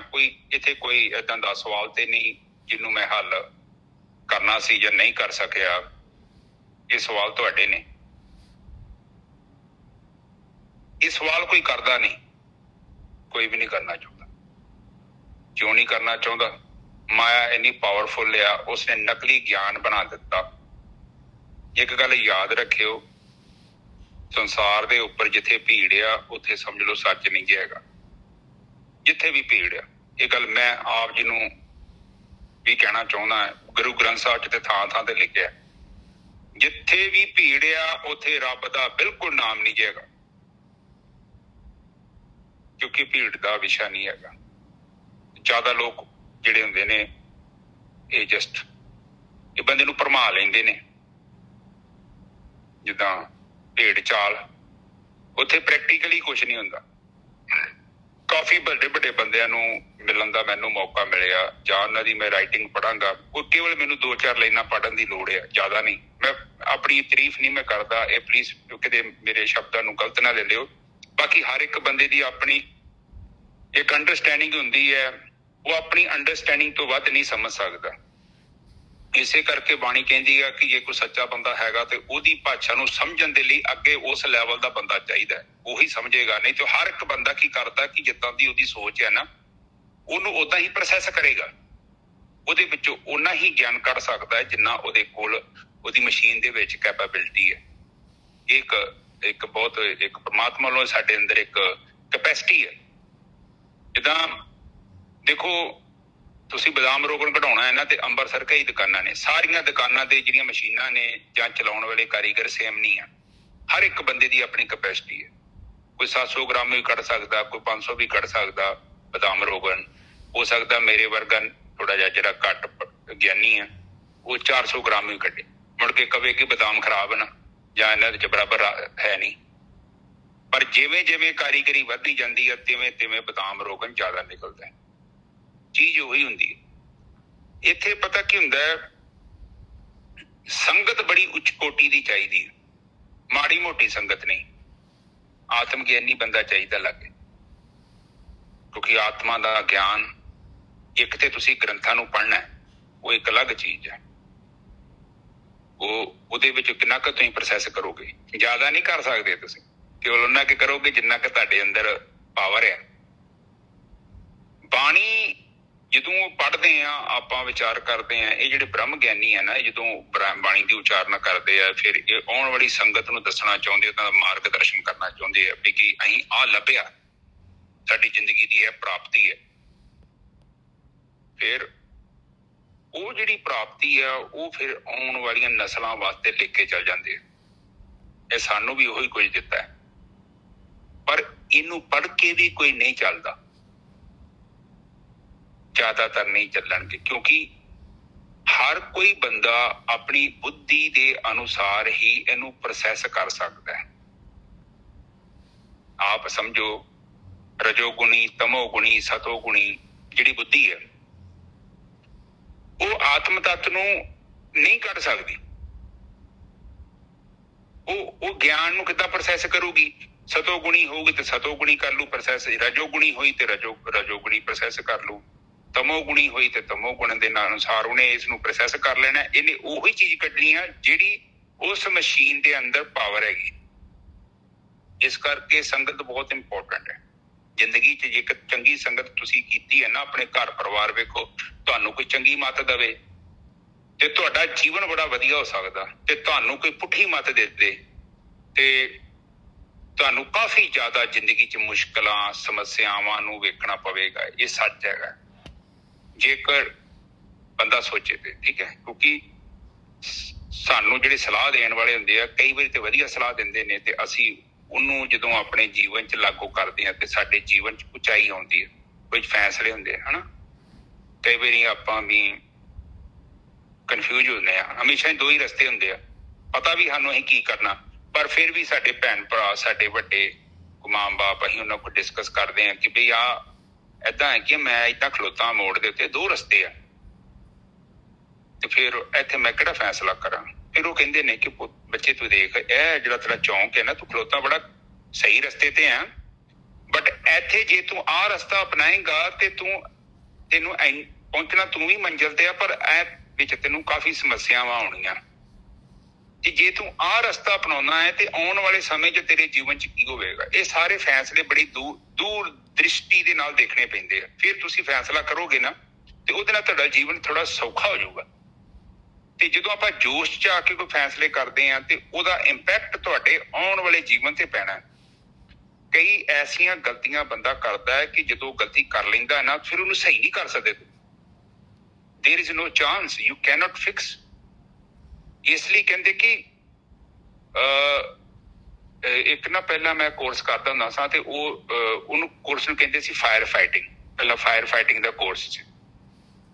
ਫਿਰ ਹੁਣ ਇੱਕ ਨਵਾਂ ਕੋਰਸ ਆ ਗਿਆ 1995 ਚ ਇੱਕ ਨਵਾਂ ਕੋਰਸ ਹੈ, ਉਹ ਚ ਲਿਖਿਆ ਫਾਇਰ ਪ੍ਰੀਵੈਂਸ਼ਨ ਫਾਇਰ ਫਾਈਟਿੰਗ। ਉਹ ਕਹਿੰਦੇ ਕਿ ਅੱਗ ਲੱਗਣ ਨਾ ਦਿੱਤੀ ਜਾਵੇ। ਅੱਗ ਲੱਗ ਗਈ ਤੇ ਬੁਝਾਉਣ ਦੀ ਗੱਲ ਤੇ ਠੀਕ ਹੈ, ਆਪਾਂ ਬੁਝਾ ਲਾਂਗੇ, ਕਿਉਂ ਨਾ ਆਪਾਂ ਏਦਾਂ ਦਾ ਕੁਝ ਕਰੀਏ ਕਿ ਅੱਗ ਹੀ ਨਾ ਲੱਗੇ। ਇਸ ਲਈ ਉਹਨਾਂ ਕਰਤਾ ਫਾਇਰ ਪ੍ਰੀਵੈਂਸ਼ਨ ਕਿ ਫਾਇਰ ਨੂੰ ਪ੍ਰੀਵੈਂਟ ਕਰਨਾ ਹੈ। ਉੱਥੇ ਆਪਾਂ ਮੈਜਰਮੈਂਟ ਕਰਨੀ ਆ, ਪ੍ਰੋਪਰਲੀ ਪਲਾਨ ਕਰਨਾ ਹੈ ਕਿ ਉੱਥੇ ਅੱਗ ਕਿਹੜੇ ਕਾਰਨਾਂ ਕਰਕੇ ਲੱਗ ਸਕਦੀ ਆ, ਉਹ ਕਾਰਨਾਂ ਨੂੰ ਕਲੋਜ਼ ਕਰੋ। ਫਿਰ ਤੇ ਚੈੱਕਲਿਸਟ ਛੋਟੀ ਜਿਹੀ, ਉਹਨੂੰ ਛੋਟਾ ਜਿਹਾ ਸਲਿੱਪ ਹੁੰਦੀ ਆ, ਉਹਨੂੰ ਚੈੱਕਲਿਸਟ ਕਹਿੰਦੇ ਆ ਉਹਨੂੰ, ਉਹਦੇ ਤੇ ਲਿਖੀ ਦੀਆਂ ਸਲਿੱਪਾਂ। ਹਾਂ ਵੀ ਇੱਥੇ ਪਾਣੀ ਹੈਗਾ, ਫਾਇਰ ਹੋ ਜਾਏਗੀ ਆ, ਠੀਕ ਹੈ, ਬਲੈਂਕਟ ਹੈਗਾ, ਠੀਕ ਆ। ਫਿਰ ਇੱਥੇ ਅੱਗ ਲੱਗਣ ਦਾ ਕੀ ਚਾਂਸ ਆ, ਫਿਰ ਉੱਥੇ ਵੇਖੀ ਦੀ ਵੁੱਡ ਪਈ ਹੈ, ਲੱਕੜ ਪਈ ਹੈ, ਤੇਲ ਪਿਆ, ਚਲੋ ਜਿਹਨੂੰ ਸਾਈਡ ਤੇ ਕਰੋ। ਹੁਣ ਉੱਥੇ ਵੇਖਣਾ ਕਿ ਤੇਲ ਏਦਾਂ ਦੀ ਚੀਜ਼ ਹੈ ਨਹੀਂ ਗਾਮ ਛਾਂ ਕਰ ਸਕਦੇ, ਫਿਰ ਉੱਥੇ ਹੋਰ ਕੋਈ ਸੇਫਟੀ ਦਾ ਕੰਮ ਕੀਤਾ ਜਾਵੇ। ਸੋ ਕਹਿਣ ਤੋਂ ਭਾਵ ਹੈ ਮੈਂ ਤੁਹਾਨੂੰ ਇਹ ਦੱਸਣਾ ਚਾਹੁੰਦਾ ਕਿ ਉੱਥੇ ਇਹਨੂੰ ਬਚਾਉਣ ਦੇ ਲਈ ਆਪਾਂ ਪਹਿਲਾਂ ਮੈਜਰਮੈਂਟ ਕਰਦੇ ਹਾਂ ਕਿ ਇੱਥੇ ਅੱਗ ਨਾ ਲੱਗੇ। ਇਸੇ ਤਰ੍ਹਾਂ ਗੁਰੂ ਗ੍ਰੰਥ ਸਾਹਿਬ ਦੇ ਵਿੱਚ ਜਿਹੜਾ ਲਿਖਿਆ ਗਿਆਨ ਹੈ ਉਹ ਸਾਨੂੰ ਧਰਮਰਾਜ ਦੀ ਜਿਹੜੀ ਇੱਕ ਤੇ ਧਰਮਰਾਜ ਦੀ ਜਿਹੜੀ ਕਚਹਿਰੀ ਆ ਉੱਥੋਂ ਵੀ ਬਚਾਉਣਾ ਚਾਹੁੰਦਾ ਹੈ। ਦੂਸਰਾ ਸਾਨੂੰ ਆਤਮਾ ਦਾ ਜਿਹੜਾ ਸੁੱਖ ਆ, ਪਰਮ ਸੱਚ ਚਿੱਤ ਆਨੰਦ, ਜਿਹੜਾ ਦੁੱਖਾਂ ਤਕਲੀਫਾਂ ਤੋਂ ਪਰੇ ਇੱਕ ਅਵਸਥਾ ਹੈ, ਉਹਨੂੰ ਅਨੁਭਵ ਕਰਨ ਦੇ ਬਾਰੇ ਦੱਸਣਾ ਚਾਹੁੰਦਾ ਹੈ। ਹੁਣ ਆਪ ਇੱਕ ਆਪਣੇ ਜੀਵਨ ਤੇ ਨਜ਼ਰ ਮਾਰੋ, ਜੇ ਤੇ ਤੁਹਾਨੂੰ ਸੁੱਖ, ਜੇ ਤੁਸੀਂ ਬੜੇ ਨਜ਼ਾਰੇ ਲੈ ਰਹੇ ਜੋ, ਤੁਹਾਨੂੰ ਕੋਈ ਚਿੰਤਾ ਨਹੀਂ, ਕੋਈ ਪਰੇਸ਼ਾਨੀ ਨਹੀਂ ਹੈ, ਆਤਮਾ ਦਾ ਗਿਆਨ ਹੋ ਗਿਆ ਤੇ ਫਿਰ ਤੇ ਗੇਮ ਹੋ ਗਈ ਪੂਰੀ, ਫਿਰ ਤੇ ਕੋਈ ਟੈਨਸ਼ਨ ਨਹੀਂ। ਪਰ ਜੇਕਰ ਉਹ ਸੱਚ ਨੂੰ ਨਹੀਂ ਜਾਣਿਆ ਔਰ ਆਪਾਂ ਨੂੰ ਇੱਥੇ ਇੱਕ ਵਿਚਾਰ ਕਰਨ ਦੀ ਲੋੜ ਆ ਕਿ ਆਪਾਂ ਨੂੰ ਦੇਖਣਾ ਪਊਗਾ ਕਿ ਜਿਹੜਾ ਮੇਰਾ ਮਰ ਗਿਆ, ਮੈਂ ਜਿਹੜੇ ਰੋਡ ਤੇ ਚੜਿਆ ਫਿਰਦਾ ਵਾਂ, ਇਹ ਰੋਡ ਕਿਤੇ ਗਲਤ ਤੇ ਨਹੀਂ ਆ। ਕਿਉਂ? ਕਿਉਂਕਿ ਸਮਾਂ ਹੈ free, it is free time, ਪਰ ਲਿਮਟਿਡ ਆ, ਅਨਲਿਮਟਿਡ ਨਹੀਂ ਆ। ਆਪਣੇ ਕੋਲ ਟਾਈਮ ਹੈ। ਹੁਣ ਵੇਖੋ, ਹੁਣ ਮੇਰੀ 43 ਸਾਲ ਉਮਰ ਹੋ ਗਈ ਹੈ, ਚਿੱਟੇ ਵਾਲ ਆ ਗਏ ਮੇਰੀ ਦਾੜੀ ਚ, ਕਿੰਨੇ ਹਾਰੇ, ਉੱਤੋਂ ਗੰਜਾ ਵੀ ਹੋ ਗਿਆ, ਫਿਰ ਲਾਲੇ ਵਾਲ, ਪਰ ਇਹਦੇ ਨਾਲ ਮੇਰੀ ਉਮਰ ਨਹੀਂ ਘਟ ਜਾਣੀ। ਔਰ ਮੈਂ ਮਨ ਨੂੰ ਨਿਰਮਲ ਕਰਨਾ ਚਾਹੁੰਦਾ, ਇਹਨੂੰ ਨਿਰਮਲ। ਦੇਖੋ ਇੱਥੇ ਅਗਲੇ ਬੰਦੇ ਨੂੰ ਕਹਿਣਾ ਹੈ, ਪੁਸ਼ਤੀ ਬਾਣੀ ਬਾਰ-ਬਾਰ ਕਿ ਮਨ ਨਿਰਮਲ ਹੋਇਆ, ਮਨ ਨਿਰਮਲ ਹੋਇਆ, ਤੇਰਾ ਚਿੱਤ ਜਿਹੜਾ ਵਿਚਾਰਾਂ ਤੋਂ ਮੁਕਤ ਹੋਇਆ, ਤੂੰ ਕਾਮ ਕ੍ਰੋਧ ਲੋਭ ਮੋਹ ਹੰਕਾਰ ਤੋਂ ਅਲੱਗ ਹੋਇਆ। ਕਿਉਂਕਿ ਮੇਰੇ ਸਵਾਲ ਨੇ, ਇਹ ਕਿਸੇ ਵਾਸਤੇ ਨਹੀਂ ਆ। ਇੱਕ ਤੇ ਹੁੰਦੇ ਨੇ ਲੋਕੀ ਸੋਚਦੇ ਨੇ ਕਿ ਕੋਈ ਆਪਾਂ ਸੰਤ ਥੋੜੀ, ਬਾਬੇ ਥੋੜੀ ਆਪਾਂ ਆ ਗਏ, ਆਪਾਂ ਸਾਰੇ ਵਿਦਿਆਰਥੀ ਆ, ਵੀ ਆਰ ਦਾ ਸਟੂਡੈਂਟ। ਆਪਾਂ ਸਟੂਡੈਂਟ ਦਾ ਮਤਲਬ ਕੀ ਹੁੰਦਾ ਹੈ ਕਿ ਲਰਨ ਕਰਨਾ, ਸਬਕ। ਔਰ ਸਾਨੂੰ ਸਭ ਤੋਂ ਵਧੀਆ ਜਿਹੜੇ ਟੀਚਰ ਮਿਲੇ ਨੇ ਉਹ ਗੁਰੂ ਗ੍ਰੰਥ ਸਾਹਿਬ ਜੀ ਦੇ ਅੰਦਰ ਟੀਚਰ ਨੇ, ਬੜੇ ਟੌਪ ਦੇ ਟੀਚਰ, ਸਾਰੇ ਬ੍ਰਹਮ ਗਿਆਨੀ ਆ। ਇੱਕ ਤੇ ਪ੍ਰੋਫੈਸਰ ਤੁਹਾਨੂੰ ਇੱਕ ਸਵਾਦ ਦਾ ਮਿਲ ਜਾਏ ਨਾ, ਇੱਕ ਚੰਗਾ ਉਸਤਾਦ, ਉਹ ਬੜੀ ਤੁਹਾਡੀ ਜ਼ਿੰਦਗੀ ਚ ਉਚਾਈ ਲਿਆ ਸਕਦਾ ਹੈ। ਇਹ ਦੋ ਚਾਰ ਗੱਲਾਂ ਬੰਦਾ ਫੜ ਲੇ ਤੇ ਬੰਦੇ ਦੀ ਜ਼ਿੰਦਗੀ, ਬੰਦੇ ਦੀ ਸੋਚ, ਬੰਦੇ ਦੀ ਉੱਠਣੀ ਬਹਿਣੀ ਖਲੋਣੀ ਬੋਲਣੀ ਬਦਲ ਜਾਂਦੀ ਹੈ। ਮੈਨੂੰ ਇੱਥੇ ਹੁਣੇ ਇੱਕ ਮਾਤਾ ਮਿਲੀ ਹੈ ਸਾਲ ਡੇਢ ਸਾਲ ਪਹਿਲਾਂ, ਉਹਨੇ ਮੈਨੂੰ ਇੰਨਾ ਦੋ ਚਾਰ ਗੱਲਾਂ ਕੀਤੀਆਂ, ਮੇਰੀ ਜ਼ਿੰਦਗੀ ਬਦਲਤੀ, ਮੇਰੇ ਬੋਲਣ ਦਾ ਤਰੀਕਾ ਬਦਲਤਾ। ਮੈਨੂੰ ਪਤਾ ਨਹੀਂ ਸੀ, ਦੇਖੋ ਐਵੇਂ ਫੜ ਮਾਰਾਂ ਨਹੀਂ ਪਤਾ ਸੀ। ਉਹਨੇ ਪੁਆਇੰਟ ਦੱਸੇ ਮੈਨੂੰ, ਕਹਿੰਦੇ ਬੱਚੇ ਤੇਰੇ ਚ ਪ੍ਰੋਬਲਮ ਹੈਗੀ ਆ। ਮੈਂ ਬੜੀ ਮਿਹਰਬਾਨੀ, ਔਰ ਮੈਂ ਵਾਅਦਾ ਕਰਦਾ ਹਾਂ ਕਿ ਮੈਂ ਇਹਨੂੰ ਆਪਣੇ ਜੀਵਨ ਚ ਇੰਪਲੀਮੈਂਟ ਕਰਦਾ। ਠੀਕ ਹੈ। ਉਸ ਲਫ਼ਜ਼ ਨੂੰ ਸੁਣਨ ਦੇ ਨਾਲ ਮੇਰੀ ਜ਼ਿੰਦਗੀ ਚ, ਮੇਰੀ ਗੱਲਾਂ ਚ, ਮੇਰੇ ਲਫ਼ਜ਼ ਚ ਮੈਨੂੰ ਚੰਗਾ ਲੱਗਾ ਕਿ ਮੈਂ ਹੁਣ ਜਿਹੜਾ ਭਾਸ਼ਾ ਦਾ ਸਹੀ ਇਸਤੇਮਾਲ ਕਰ ਰਿਹਾ। ਪਹਿਲਾਂ ਕੁਛ ਗੜਬੜਾਂ ਹੈਗੀਆਂ ਨੇ, ਹੁਣ ਵੀ ਕੋਸ਼ਿਸ਼ ਕਰ ਰਿਹਾ, ਵੇਲੇ ਕੋਲੇ ਅੱਖਰ ਮੂੰਹ ਚ ਨਿਕਲ ਜਾਂਦਾ ਹੈ, ਪਰ I am trying to learn. ਮੈਂ ਇੰਪਰੂਵਮੈਂਟ ਕਰਨਾ ਚਾਹੁੰਦਾ। ਠੀਕ ਹੈ। ਜੇਕਰ ਆਪਾਂ ਇੰਪਰੂਵਮੈਂਟ ਨਹੀਂ ਕਰਦੇ ਹਾਂ ਤੇ ਆਪਾਂ ਉੱਥੇ ਖਲੋਤੇ ਹਾਂ। ਗੁਰਬਾਣੀ ਕਹਿੰਦੀ ਹੈ ਕਿ ਚਰਨਜੀਤ ਜਿੱਦਾਂ ਦਾ ਤੂੰ ਕੱਲ ਸਾਂ, ਜੇ ਤੂੰ ਸਵੇਰੇ ਉਸੇ ਤਰ੍ਹਾਂ ਦਾ ਉੱਠਿਆ ਨਾ, ਤੈਨੂੰ ਸ਼ਰਮ ਹੋਣੀ ਚਾਹੀਦੀ, ਬਿਲਕੁਲ ਤੈਨੂੰ ਸ਼ਰਮ ਹੋਣੀ ਚਾਹੀਦੀ। ਇਟ ਇਜ਼ ਮੀਨ ਤੂੰ ਅੱਜ ਦਾ ਸਬਕ ਲਿਆ ਹੀ ਨਹੀਂ, ਤੇਰਾ ਸਾਰਾ ਦਿਨ ਤੂੰ ਵੇਸਟ ਕਰਦਾ। ਤੂੰ ਕੱਲ ਉੱਠ ਤੈਨੂੰ ਸੇਮ ਪਰਸਨ ਨਹੀਂ ਉੱਠਣਾ ਚਾਹੀਦਾ, ਪਰ ਤੂੰ ਸਹੁੰ ਖਾਧੀ ਆ ਕਿ ਮੈਂ ਤੇ ਬਦਲਣਾ ਹੀ ਨਹੀਂ। ਇਹ ਮੇਰਾ ਸਵਾਲ, ਇਹ ਮੇਰਾ ਨਹੀਂ ਹੈ, ਹਰ ਇੱਕ ਇਹ ਇਨਸਾਨ ਦਾ ਸਵਾਲ ਹੈ ਕਿ ਜੇ ਤੁਸੀਂ ਕਿਸੇ ਨਾਲ ਨਹੀਂ ਤੂੰ ਮਿਲਾਉਣਾ ਆਪਣੇ ਆਪ ਨੂੰ, ਤੂੰ ਕੇਵਲ ਆਪਣੇ ਆਪ ਨੂੰ ਆਪਣੇ ਬੀਤੇ ਹੋਏ ਕੱਲ ਦੇ ਨਾਲ ਮਿਲਾਉਣਾ ਹੈ ਕਿ ਸੱਚੀ ਤੂੰ ਅੱਜ ਕੁਝ ਸੁਧਾਰ ਕੀਤਾ ਹੈ। ਛੋਟੇ ਛੋਟੇ ਸੁਧਾਰ ਕਰੋ, ਆਪਣੇ ਸਮਾਨ ਨੂੰ, ਆਪਣੀ ਅਲਮਾਰੀ ਨੂੰ, ਉਹਨੂੰ ਤਰਤੀਬ ਕਰੋ ਪਲੀਜ਼। ਇਹ ਤੁਹਾਡੇ ਆਲਾ ਦੁਆਲਾ, ਤੁਹਾਡੇ ਟੇਬਲਸ, ਤੁਹਾਡੇ ਕੱਪੜੇ ਪਹਿਨਣ ਦਾ ਤਰੀਕਾ, ਤੁਹਾਡੀ ਸਫਾਈ, ਤੁਹਾਡੀਆਂ ਆਪਣੇ ਆਪ ਆਲੇ ਦੁਆਲੇ ਜਿੱਥੇ ਵੀ ਤੁਸੀਂ ਪੁਰਾਣੀਆਂ ਮੈਡੀਸਿਨਸ ਰੱਖੀਆਂ ਨੇ ਜਾਂ ਗੰਦਮੰਦ ਜਿੱਥੇ ਵੀ ਪਿਆ ਉਹਨੂੰ ਸੁੱਟੋ ਬਾਹਰ, ਕਬਾੜ ਨੂੰ, ਕੂੜੇ ਨੂੰ ਕਲੀਨ ਕਰੋ। It is just start. ਤੁਸੀਂ ਸਟਾਰਟ ਕਰੋ, ਕੁਛ ਨਾ ਕੁਛ ਤੇ ਕਰੋ। ਜੇ ਜਿਪ ਟੁੱਟੀ ਹੈ ਪੈਂਟ ਦੀ, ਉਹਨੂੰ ਰਿਪੇਅਰ ਕਰਾਓ। ਜੇ ਬਟਨ ਟੁੱਟਾ, ਉਹਨੂੰ ਰਿਪੇਅਰ ਕਰਾਓ। ਸਟਾਰਟ ਹੌਲੀ ਹੌਲੀ। ਫਿਰ ਤੁਸੀਂ ਵੱਡੀਆਂ ਚੀਜ਼ਾਂ ਨੂੰ ਹੱਥ ਪਾਓ ਕਿ ਇੱਥੇ ਤੱਕ ਮੈਂ ਬਟਨ ਸਹੀ ਕਰ ਲਿਆ, ਮੇਰੀ ਪੈਂਟ ਦਾ ਇੱਕ ਬਟਨ ਖੁੱਲਿਆ ਸੀ, ਜਿੱਪਾਂ ਖਰਾਬ ਸੀ, ਮੈਂ ਸਹੀ ਕਰ ਲਈਆਂ। ਇੱਕ ਦੋ ਚੀਜ਼ ਖਰਾਬ ਸੀ, ਉਹ ਵੀ ਮੈਂ ਸੀ ਲਈ ਆ। ਇਹ ਮੈਂ ਔਰਤਾਂ ਦੀ ਵੀ ਗੱਲ ਕਰਦਾ, ਮਰਦਾਂ ਦੀ ਵੀ ਗੱਲ ਕਰਦਾ। ਇੱਥੋਂ ਸ਼ੁਰੂਆਤ ਕਰੀਏ। ਸਭ ਤੋਂ ਪਹਿਲਾਂ ਆਪਣੀ ਅਲਮਾਰੀ ਤੋਂ ਸ਼ੁਰੂਆਤ ਕਰੋ। ਆਪਣੀ ਜੁੱਤੀ ਵੇਖੋ ਕਿ ਜੁੱਤੀ ਤੇ ਨਹੀਂ ਟੁੱਟੀ ਟੱਟੀ, ਜੇ ਟੁੱਟੀ ਹੈ ਤੈਨੂੰ ਰਿਪੇਅਰ ਕਰਾਓ। ਜੇ ਨਹੀਂ ਲੋੜਦੀ ਉਹਨੂੰ ਚੁੱਕ ਕੇ ਬਾਹਰ ਮਾਰੋ। ਐਵੇਂ ਨਹੀਂ ਗੰਦ ਘਰੇ ਸਾਂਭੀਦਾ। ਇੱਕ ਸ਼ੁਰੂਆਤ ਹੋਈ, ਪਤਾ ਲੱਗੇ ਕਿ ਮੈਂ, ਇਹਦਾ ਮਤਲਬ ਇੰਨਾ ਵਾ ਕਿ ਮੈਂ ਕੇਵਲ ਆਪਣੇ ਆਪ ਤੇ ਨਜ਼ਰ ਮਾਰਾਂ ਕਿ ਸੱਚੀ ਮੈਂ ਕੌਨਸ਼ੀਅਸ ਹੈਗਾ, ਮੈਂ ਜਾਗਰਤ ਆ, ਮੈਂ ਕੋਈ ਸੁੱਤਾ ਬੇਹੋਸ਼ੀ ਦੇ ਵਿੱਚ ਤੇ ਨਹੀਂ ਬੈਠਾ। ਕਿਉਂਕਿ ਬੰਦਾ ਏਦਾਂ ਜੀਵਨ ਕੱਢ ਲੈਂਦਾ, ਉਹਨੂੰ ਪਤਾ ਨਹੀਂ ਲੱਗਣ ਦਿਆ ਮੈਂ ਕੀ ਆ। ਸੁੱਤਾ ਹੀ ਰਾਤ ਨੂੰ ਵੀ ਸੌਂਦਾ ਹੈ, ਸੁੱਤਾ ਹੀ ਉੱਠਦਾ, ਦਿਨੇ ਵੀ ਸੁੱਤਾ ਰਹਿੰਦਾ। ਵਿਚਾਰਾਂ ਦੇ ਵਿੱਚ ਸਾਹਮਣੇ ਘਰ ਦੀ ਰੌਲਾ ਪਾਈ ਜਾਂਦੀ, ਬੱਚੇ ਕਹਿੰਦੇ ਆ ਲਿਆਓ, ਇੰਜ ਨਹੀਂ ਤੇ ਇੰਜ ਨਹੀਂ ਹੋਇਆ, ਤੇ ਪਾਪਾ ਜੀ ਸੁਪਨਿਆਂ ਮਿੱਠੂ ਰਾਮ ਦੇ ਆਂਡਿਆਂ ਵਾਂਗੂ ਵਿਚਾਰਾਂ 'ਚ ਪਤਾ ਨਹੀਂ ਕਿੱਥੇ ਵਿਚਾਰਾ ਤੁਰਿਆ ਫਿਰਦਾ। ਉਹਨੂੰ ਪਤਾ ਵੀ ਨਹੀਂ ਕਿ ਮੇਰੇ ਲਾਗੇ ਕੌਣ ਬੈਠਾ। ਉਹਨੂੰ ਜੀਵਨ ਸਾਥੀ ਦਾ ਨਹੀਂ ਪਤਾ, ਜੀਵਨ ਸਾਥੀ ਨੂੰ ਉਹਦਾ ਨਹੀਂ ਪਤਾ। ਇਸੇ ਲਈ ਗੁਰੂ ਨਾਨਕ ਪਾਤਸ਼ਾਹ ਜੀ ਕਹਿ ਕੇ ਗਏ ਨੇ ਕਿ ਜੋ ਜੋ ਦਿਸੇ ਸੋ ਸੋ ਰੋਗੀ, ਰੋਗ ਰਹਿਤ ਮੇਰਾ ਸਤਿਗੁਰ ਜੋਗੀ। ਕਿ ਇਹ ਜੋ ਵੀ ਦਿਖ ਰਹੇ ਨੇ ਇਹ ਸਭ ਬੇਹੋਸ਼ ਨੇ। ਇੱਕ ਮਸ਼ੀਨ ਆ, ਇਹ ਹੋਸ਼ ਦੇ ਵਿੱਚ ਨਹੀਂ ਆ। ਦੇਖੋ, ਜਦੋਂ ਤੁਸੀਂ ਆਪਣੇ ਜੀਵਨ ਨੂੰ ਮਸ਼ੀਨ ਦੇ ਨਾਲ ਚਲਾਉਣ ਦੀ ਕੋਸ਼ਿਸ਼ ਕੀਤੀ ਨਾ, ਤੇ ਜੀਵਨ 'ਚ ਗਿਰਾਵਟ ਆਵੇਗੀ ਤੁਹਾਡੇ 'ਚ। ਕਿਉਂਕਿ ਮਸ਼ੀਨ ਕੀ ਹੈ? ਕੰਪਿਊਟਰ ਕੇਵਲ ਉਹ ਕੰਮ ਕਰਦਾ ਹੈ ਜਿਹੜਾ ਡਾਟਾ ਤੁਸੀਂ ਉਹਦੇ ਵਿੱਚ ਪਾਇਆ, ਆਪਣੇ ਕੋਲੋਂ ਨਹੀਂ ਕਰ ਸਕਦਾ। ਜੋ ਉਹਦੇ ਅੰਦਰ ਹੈ ਕੇਵਲ ਉਹ ਕਰੇਗਾ, ਜੋ ਵੀ ਤੁਸੀਂ ਪ੍ਰੋਗਰਾਮਿੰਗ ਕੀਤੀ। ਪਰ ਅਸੀਂ ਏਦਾਂ ਨਹੀਂ ਹੈਗੇ। ਅਸੀਂ ਹਟ ਕੇ ਕਰ ਸਕਦੇ, ਸਾਹਮਣੇ ਜੋ ਐਕਚੁਅਲ ਪਿਕਚਰ ਹੈਗੀ ਉਹਨੂੰ ਦੇਖ ਸਕਦੇ ਹਾਂ, ਔਰ ਉਸ ਦੇ ਅਨੁਸਾਰ ਆਪਾਂ ਡਿਸੀਜਨ ਲੈ ਸਕਦੇ ਹਾਂ, ਫੈਸਲਾ ਕਰ ਸਕਦੇ ਹਾਂ ਕੀ ਕਰਨਾ ਕੀ ਨਹੀਂ ਕਰਨਾ। ਇਹ ਸਾਡੇ 'ਚ ਪ੍ਰਮਾਤਮਾ ਨੇ ਬਹੁਤ ਵੱਡੀ ਇੱਕ ਖੂਬੀ ਪਾਈ ਆ। ਪਰ ਪ੍ਰੋਬਲਮ ਤੇ ਇਹ ਹੋ ਗਈ ਕਿ ਜਿਹੜਾ ਸਾਡੇ ਅੰਦਰ ਛੋਟਾ ਜਿਹਾ ਕੰਪਿਊਟਰ ਪਾਇਆ ਸੀ ਕੇਵਲ ਸਾਡੀ ਮਦਦ ਵਾਸਤੇ, ਅਸੀਂ ਸਾਰਾ ਕੰਮ ਉਹਨੂੰ ਦੇ ਦਿੱਤਾ। ਉਹ ਜਿਹੜਾ ਬੀਤਿਆ ਜੀਵਨ ਆ, ਉਹ ਸੜਿਆ ਜੀਵਨ ਆ ਜਿਹਦੇ ਵਿੱਚ ਕੁਛ ਨਹੀਂ ਹੈਗਾ। ਹਮੇਸ਼ਾ ਆਪ ਤੁਸੀਂ ਵੇਖਿਆ ਲੋਕੀ ਰੋਂਦੇ ਰਹਿੰਦੇ ਆ, ਪਹਿਲਾਂ ਬੜਾ ਵਧੀਆ ਟਾਈਮ ਸੀ, ਲੋਕ ਬੜੇ ਚੰਗੇ ਸਨ, ਇਹ ਹੀ ਉਹ ਸੀ। ਹੁਣ ਕੀ ਹੋ ਗਿਆ? ਹੁਣ ਵੀ ਲੋਕ ਚੰਗੇ ਨੇ। ਪਰਮਾਤਮਾ ਨੇ ਧਰਤੀ ਨੂੰ ਮੈਨੇਜ ਕੀਤਾ ਹੋਇਆ, ਅਨਮੈਨੇਜ ਨਹੀਂ ਹੈਗੀ। ਉਹ ਕੇਵਲ ਸਾਨੂੰ ਦਿਖਦਾ ਪਿਆ ਕਿਉਂਕਿ ਸਾਡੇ ਵਰਗੇ ਕਈ ਬੰਦੇ ਜਿਹੜੇ ਆਪਣੀ ਜ਼ਿੰਮੇਵਾਰੀ ਨਹੀਂ ਚੁੱਕਣ ਨੂੰ ਤਿਆਰ। ਅੰਮ੍ਰਿਤਸਰ ਦੇ ਵਿੱਚ ਕਰੋੜਾਂ ਰੁਪਏ ਦੀ ਪ੍ਰਾਪਰਟੀ ਵਿਕੀ ਹੈ। 10-20-25 ਲੱਖ ਰੁਪਏ ਦਾ ਕਿੱਲਾ ਲੈ ਕੇ ਸਰਕਾਰ ਨੇ ਐਕਵਾਇਰ ਕੀਤੀ, ਮੁੜ ਕੇ ਕਰੋੜਾਂ ਰੁਪਏ ਦੀ ਉਹ ਪ੍ਰਾਪਰਟੀ ਵੇਚੀ। ਤੇ ਵੇਖੋ, ਇੰਨਾ ਕੋਈ ਨਹੀਂ ਪੈਸੇ ਹੈਗੇ ਕਿ ਥੋੜਾ ਬਹੁਤਾ ਜਿਹੜਾ ਗ੍ਰੀਨਰੀ ਜਿਹੜੀ ਉਹਨੂੰ ਮੇਨਟੇਨ ਕਰਨ ਵਾਸਤੇ ਪੈਸਾ ਕੋਈ ਨਹੀਂ ਹੈਗਾ ਇਹਨਾਂ ਕੋਲ। ਕਿੱਦਾਂ ਸਾਰਾ ਅੰਮ੍ਰਿਤਸਰ ਗੰਦ ਨਾ ਭਰਿਆ। ਕਾਰਨ ਕੀ ਹੈ? ਇਹਨਾਂ ਲੋਕਾਂ ਦੇ ਘਰ ਵੇਖੋ ਕਰੋੜਾਂ ਰੁਪਇਆਂ ਦੇ ਘਰ ਨੇ, ਇਹਦਾ 4-5-10 ਕਰੋੜ ਤੋਂ ਘੱਟ ਤੇ ਬੰਗਲਾ ਨਹੀਂ ਹੋਣਾ। ਪਰ ਇਹ ਸ਼ਹਿਰ ਨੂੰ ਸਹੀ ਕਰਨ ਵਾਸਤੇ, ਇਹਨੂੰ ਰਿਪੇਅਰ ਕਰਨ ਵਾਸਤੇ ਕੀ ਇਹਨਾਂ ਲੋਕ ਸਰਕਾਰ ਕੋਲ ਪੈਸਾ ਨਹੀਂ ਹੈਗਾ? ਜਾਂ ਇੱਥੋਂ ਦੇ ਜੋ ਵੀ ਇੰਚਾਰਜ ਹੈਗੀ ਕਾਰਪੋਰੇਸ਼ਨ ਆ, ਉਹ ਕਿਉਂ ਨਹੀਂ ਪੈਸੇ ਨੂੰ ਸਹੀ ਤਰ੍ਹਾਂ ਇਸਤੇਮਾਲ ਕਰ ਰਹੀ? ਕਿਉਂਕਿ ਇਹ ਲੋਕ ਆਪਣੀ ਜ਼ਿੰਮੇਵਾਰੀ ਨਹੀਂ ਨਿਭਾਉਣਾ ਚਾਹੁੰਦੇ, ਕੇਵਲ ਆਪਣੀ ਜ਼ਿੰਮੇਵਾਰੀ ਤੋਂ ਭੱਜਣਾ ਚਾਹੁੰਦੇ। ਇਸੇ ਤਰ੍ਹਾਂ ਜੋ ਸਾਡੀਆਂ ਜ਼ਿੰਮੇਵਾਰੀਆਂ ਨੇ, ਤੁਸੀਂ ਉਹਨਾਂ ਨੂੰ ਦੇਖੋ, ਇਹ ਮੈਂ ਗਲਤ ਨਹੀਂ ਮੈਂ ਕੁਛ ਬੋਲ ਰਿਹਾ। ਜਿੱਥੇ ਵੀ ਤੁਹਾਡੀ ਡਿਊਟੀ ਹੈ, ਤੁਸੀਂ ਆਪਣੀ ਡਿਊਟੀ ਨੂੰ ਪੂਰਾ ਕਰੋ। ਇਹ ਡਿਊਟੀ ਨੂੰ ਜੇ ਤੁਸੀਂ ਪੂਰਾ ਕਰਨਾ ਸ਼ੁਰੂ ਕਰਤਾ ਨਾ, ਆਟੋਮੈਟਿਕਲੀ ਤੁਹਾਡੇ ਚਿੱਤ ਨੇ ਸ਼ਾਂਤ ਹੋ ਜਾਣਾ। ਜਦੋਂ ਆਪਾਂ ਡਿਊਟੀ ਤੋਂ ਭੱਜਦੇ ਆ ਨਾ, ਉਹ ਉੱਥੇ ਹੀ ਗੜਬੜ ਹੋ ਜਾਂਦੀ ਹੈ। ਤੁਸੀਂ ਸੱਚ ਨੂੰ ਛੱਡ ਨਹੀਂ ਸਕਦੇ। ਤੁਸੀਂ ਤਾਂ ਨਹੀਂ ਕਹਿ ਸਕਦੇ ਕਿ ਅੱਜ ਮੈਂ ਝੂਠ ਦਾ ਸੰਗ ਕਰਾਂਗਾ, ਤੇ ਸੱਚ ਦਾ ਸੰਗ ਕੱਲ ਕਰ ਲਾਂਗਾ। ਉਹ ਜਿਹੜਾ ਜਿੱਦਾਂ ਸਕੂਲ ਦਾ ਇੱਕ ਹੁਣ ਮੈਂ ਬੱਚੇ ਨੂੰ ਕਹਿੰਦਾ ਸੀ, ਮੈਂ ਕਮਲ ਦੇ ਟੀਚਰ ਨਾਲ ਗੱਲ ਕੀਤੀ, ਮੈਂ ਸਰ ਮੈਂ ਤੇ ਅਸੀਂ ਵੀ ਵਿਦਿਆਰਥੀ ਹਾਂ ਤੇ ਮੈਂ ਆਪਣੇ ਦੱਸਿਆ ਕਿ ਤੁਹਾਨੂੰ ਟਿਊਸ਼ਨ ਦੇ ਲਈ ਮੈਂ ਕੰਟੈਕਟ ਕਰਾਂਗਾ। ਤੇ ਫਿਰ ਉਹਨੇ ਦੱਸਿਆ ਕਿ ਜਿਹੜੇ ਤੁਹਾਡੇ ਟੀਚਰ ਸੀ ਉਹ ਸਾਡੇ ਕਾਫੀ ਕਲੋਜ਼ ਸਨ। ਵਿਦਿਆਰਥੀ ਦਾ ਮਤਲਬ ਇਹੋ ਹੀ ਆ ਕਿ ਆਪਾਂ ਸਟੂਡੈਂਟ ਬਣ ਕੇ ਜੇਕਰ ਜੀਵਨ ਬਤੀਤ ਕਰਦੇ ਹਾਂ ਤੇ ਜੀਵਨ ਬਹੁਤ ਵਧੀਆ, ਤੇ ਜਦੋਂ ਆਪਾਂ ਸਟੂਡੈਂਟ ਨਹੀਂ ਬਣਦੇ ਫਿਰ ਜੀਵਨ ਖਰਾਬ ਹੋ ਜਾਂਦਾ।